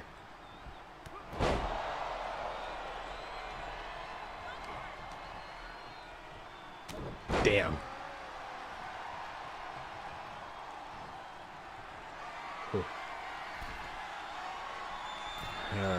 Brock on the top rope. We love to see it.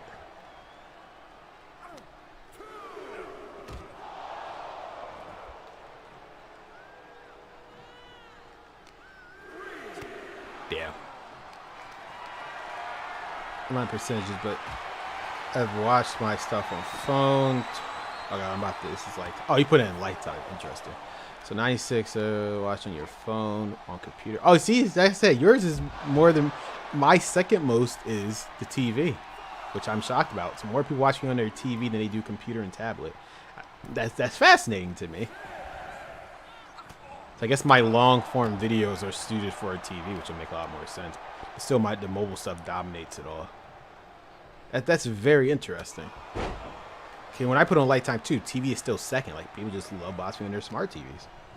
They're probably watching this live stream right now. You can actually sort it through what type of video content, like live streams or videos or shorts. When I switched it to live stream like a couple of days ago, it still showed predominantly TV. So a lot of people just watch me on their TV for some reason. I'm not complaining. I just find it interesting. Wonder why. But I watch myself on TV? I don't know. Damn it, Brock. Can you live chat on TV? If you're signed into YouTube, can you chat on your TV? I'm curious. I've never tried that before. Can you? Is there a chat, or can you comment on TV when you're watching YouTube? I doubt you can. Can you? I'm probably asking a question that probably should know the answer a decade ago, since smart TVs have been a thing, but I legit don't know. Fight my heart out to beat this ogre. He's been trying to steal my title from me forever. I don't get it. I had to move thief. I watch streams on TV. Okay, so you can't. Thank you for answering that question. So I mean, I knew you could watch live streams clearly, but you just can't comment on it. Okay, but then why do people watch me live streams then? Otherwise, you would want to comment. Huh. Interesting.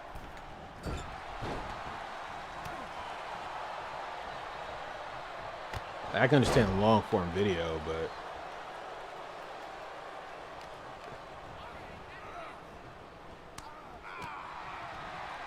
no.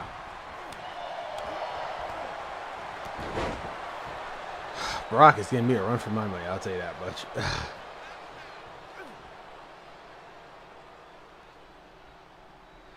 Pedigree. The next pass, they're going to have to add the crawling back. I knew he was going to do that. I wanted him to use his resiliency, so now I can curve stomp his ass from the turnbuckle.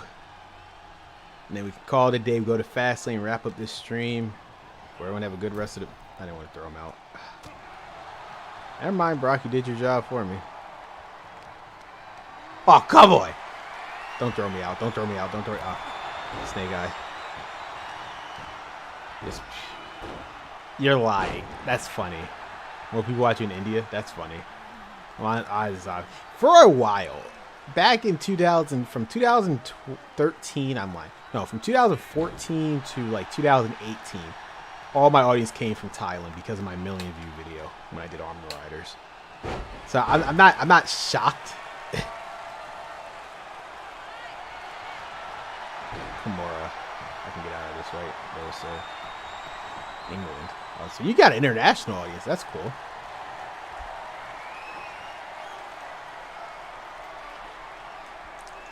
Brock. Come on. They really want me to lose my title. Because they love pairing with Brock Lesnar. They really want me to lose my title here.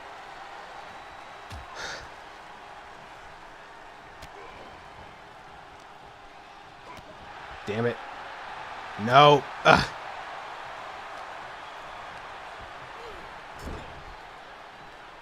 I can't even run. Now. There we go. Got enough energy for it. It's fourth.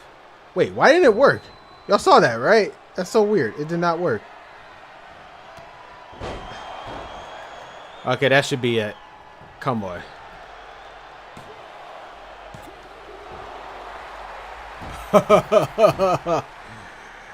Come on. Oh shit, Brock's back up. They didn't give me a chance.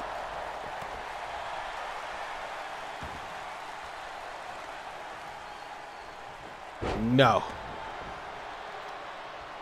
Go to hell.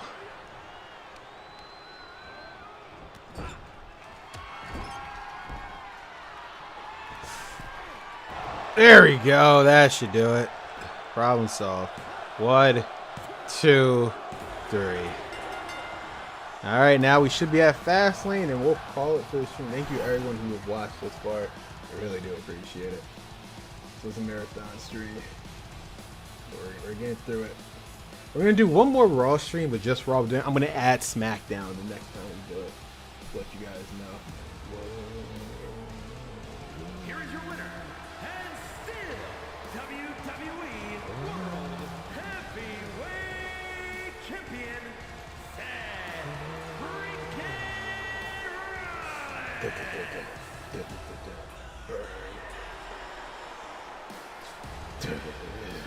Still the World Heavyweight Champion. You're not taking this title away from me at all.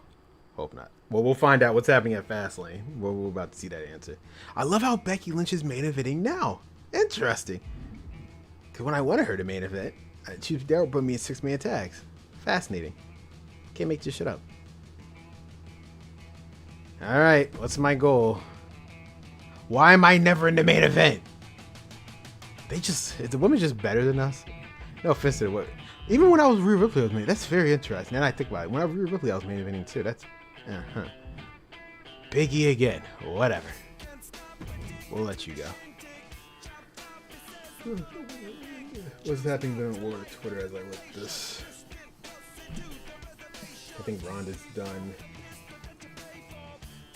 Yeah, I'm about to say her contract about to expire. They always want to play this song. That was the only good song when I'm about to go in a match. It's scheduled for one fall, and is for the WWE World Heavyweight Championship.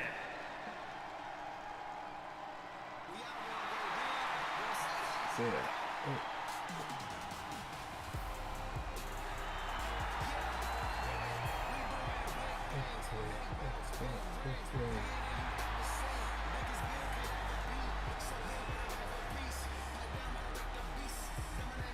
Biggie, this is your last shot because, next, I'm telling you, I think the next two superstars going to be using is Kevin Owens and Sami Zayn.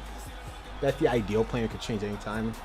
Obviously, if you haven't noticed, my live streams are now paired with my premieres of Universe Mode. So obviously, whenever the next Universe Mode video comes out, which will be the SmackDown live event, how many matches do you do in your Universe Classic Mode? For me personally, like I said, it's dependent. I actually rely on how many matches it is. For example, so my current slate as I'm recording, when I recorded the Raw episode, Tommy,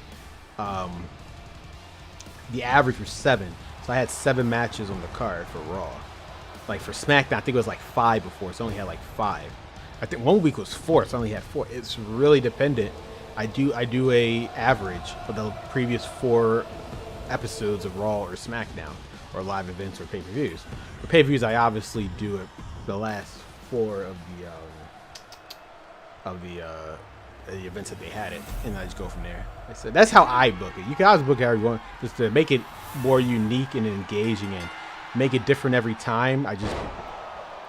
The amount of matches, depending on how many, is like the average of by 4, divided by 4. I could do the whole year, but that'll probably be ridiculous. A 4 is a good. The last 4, the month itself is a good average, because sometimes you have different matches. Sometimes just singles matches, tag team, qualifying matches. Oh, come on. I hit the triangle button. How many times? Yo, I swear they be cheating me out of this reversal prompt. I have to get a W.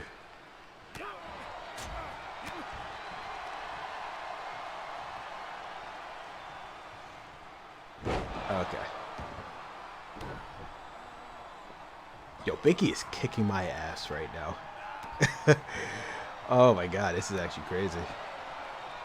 Big E's legit kicking my ass. Am I gonna win this? Am I gonna keep my World Heavyweight Championship? No, Seth, get back up. I mean, nope, throw his ass out. Oh, that was picture perfect. I timed that perfectly as soon as Big E got up. That is what I'm talking about when it comes to timing.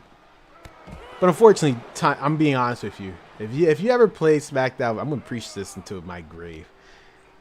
I don't know if you were around during the time SmackDown 2011 or 13. Those are the best experience with Universe Mode. Ever since then, I just been going with the flow. But if you just wanted to turn your brain off and let the CPU do it, we'll never have that experience again. You have to do so much work in Universe.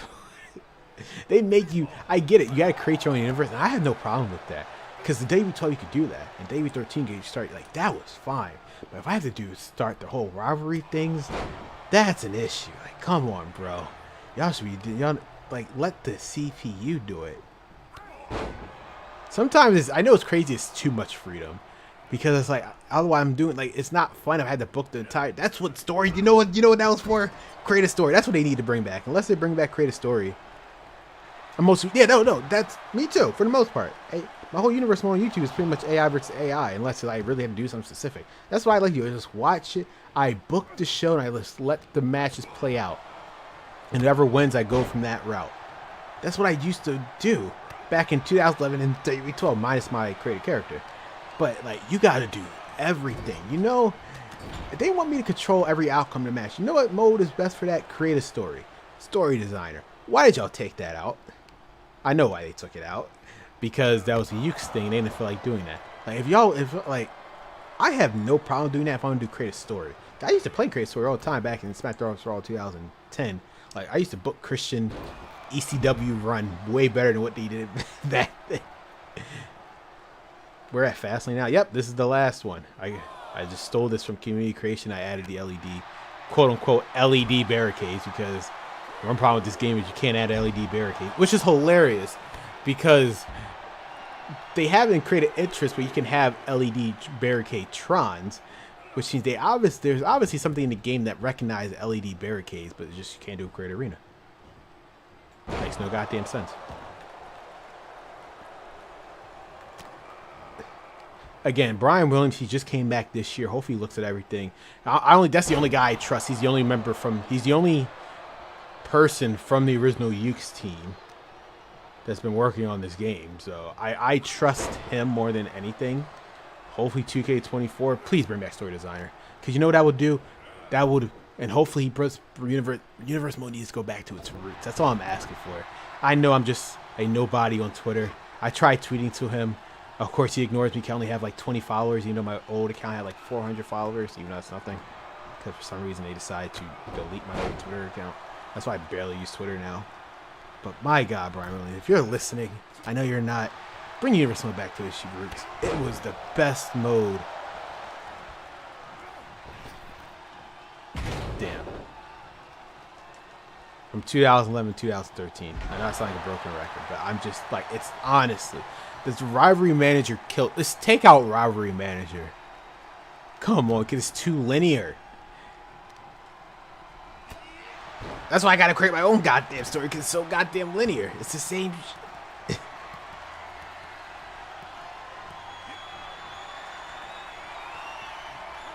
Big ending. I'm not losing my title. Biggie, you're tripping if you think I'm losing my title here. Nope. No selling that. You don't get a happy ending, Biggie. I did not mean to throw him out, actually. You like GM mode? See, I'm an old man yelling at crowds on YouTube music. That's interesting. I seen some of that stuff. YouTube music. It's so weird. I don't know how YouTube music works. Like, how are you seeing your videos in it? I don't know why. I like this iteration is fine. It's nothing like 2006, 7, and 8. What they need to bring back, like I said, I don't care if it's limited. I don't have to switch the titles. I don't care about that. Like I said, too much freedom is too much freedom, because it would be just like Universal at that point. Certain restrictions I'm fine with. What they need to really do though is re-add the writers stuff. Where back in the day there were certain storylines you can only do in GM mode, where you had to pay for a certain writer to write the story, and that's why you got your 5-star shows, stuff like that. Like, they need to add. If they add that back in, GM mode would be perfectly fine with it. The way they have it right now, it is what it is. My only issue with it is they just need to add the rest of the match types back in. Like, there's Elimination Chamber pay-per-view, but there's no Elimination Chamber match. Like, what? It makes no sense. Like, there's Elimination Chamber pay-per-view, but there's no Elimination Chamber match. Make it make sense. There's a Royal Rumble pay-per-view, but there's no Royal Rumble match. Abdominal stretch, huh? No, sir, I'm not losing to you. I'm not losing my world title. I've watched my stuff with Spanish subtitles. You got Spanish. Is it like auto captions, or you actually added Spanish subtitles yourself? That'd be the biggest heel move. Am I a heel though? Big ending. That should do it. Oh my god. I don't. So it must have been auto captioned. Which is they tend to do that sometimes. They just do it themselves. I think by the end of next year they're gonna have it where the AI literally just captions. They will auto. I think YouTube announced it. They're gonna have AI language. So no matter depending on the region, they'll add AI. So where they'll dub it for you without you doing anything. That's very interesting. Like, they'll just literally dub the thing into its language for you without you doing anything.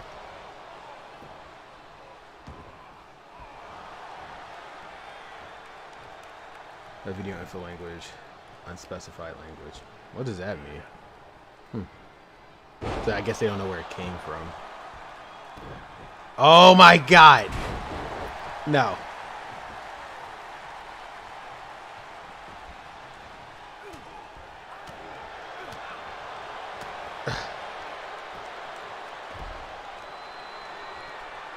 Yeah, try to reverse this. Boom. It's over. If he kicks out of this, I'm done with play.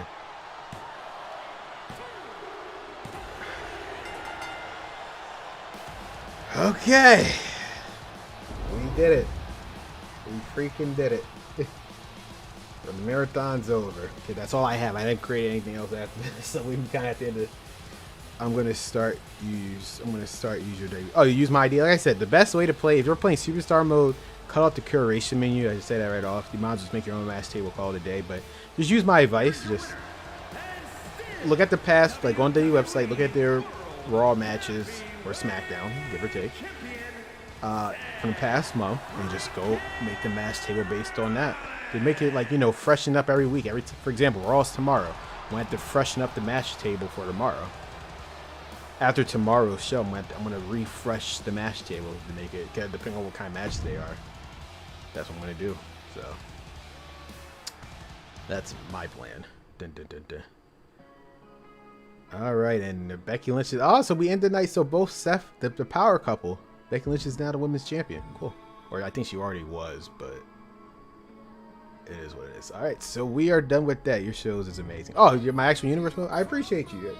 If you like it, I put a lot of work into it. Don't worry, we're so close to SummerSlam. SummerSlam is pretty much my WrestleMania. I have been trying to work for that since 2K19. I took a break. That SummerSlam is going to be a WrestleMania, basically. Obviously, it's not WrestleMania, but it's my WrestleMania, essentially. It's going to be a good show and pull out all the stops. There going to be some stuff you might not expect. Some stuff, it's going to be something. So for anyone else who's watching this pre-recorded or live, thanks for watching this Superstar Mode Marathon. We did it. Seth is still the World Heavyweight Champion. Last time was Cody Rhodes, now it's Seth. Becky Lynch. This is the one thing I learned with Superstar Mode. I had fun talking. Hey, this is the main thing I want to do with my live stream. I just want to talk to you guys. I know I talk to you guys on Premiere, but personally actually talk to you in real time, ignoring the game, like ignoring the universe mode. So I just play this because I know I can just blindly play this for the most part and just talk to you guys in the background. Talk about Money in the Bank, history of WWE games, potential showcase with Roman Reigns or Cody Rhodes, a bunch of stuff. That's the main reason why I do these live streams. I just want to talk to you guys because that's the best way to connect with you. Besides my Premiere, that's why I was slowly bringing back live stream. Eventually, don't quote me on this, when I finally get my monetization back on my YouTube channel, I'm so close, I want to do a weekly podcast just about, the wrestling podcast, but then I could really talk to you guys. It has nothing to do with gaming, right? I just want to do a weekly wrestling podcast, talk about that whole week in wrestling, the news and whatnot. That's my main goal, is to have a weekly wrestling podcast on my channel. I used to do that way back then. I'm talking about from like, it's still on my channel if you look hard enough, on the live stream tab. Back from like 2016 to 19, I used to do a weekly This Week in Wrestling. I have to call it something else now. But yeah, that's my end goal, is to eventually do a live stream. Obviously, we're still gonna do 2K stuff in general, but my main goal is to have a weekly live stream, not just dependent on when I'm done with a Universe Mode episode. It's just a straight up weekly live stream, just talking to y'all, shoot the shit, if I'm allowed to say that. My age demographic is like 18 to 26, so we're good. They can say curse words. But thank you guys so much. Just quick, whatever, any shameless plugs. I reached 5K subscribers yesterday. I really appreciate you all. It's been a year. I know you congratulated me earlier, Caesar. I appreciate it. Thank you, Tommy Dixon, for being part of the stream. Prom King was here earlier. That's pretty much it. For those who, like I said, who just watch it and talk, still appreciate you guys. Next time, again, the live stream is usually paired with Universe Mode, so the next time you'll see it is when you see the SmackDown Live event being uploaded. So we look forward to that. Next time we'll do Superstar Mode, probably with Kevin Owens and Sami Zayn. After that, we're going to add the SmackDown brand. We're slowly building up the actual Universe Mode, and we'll see where it goes from there. Thank you guys for watching. This is Crater, signing off, and I will see you next time.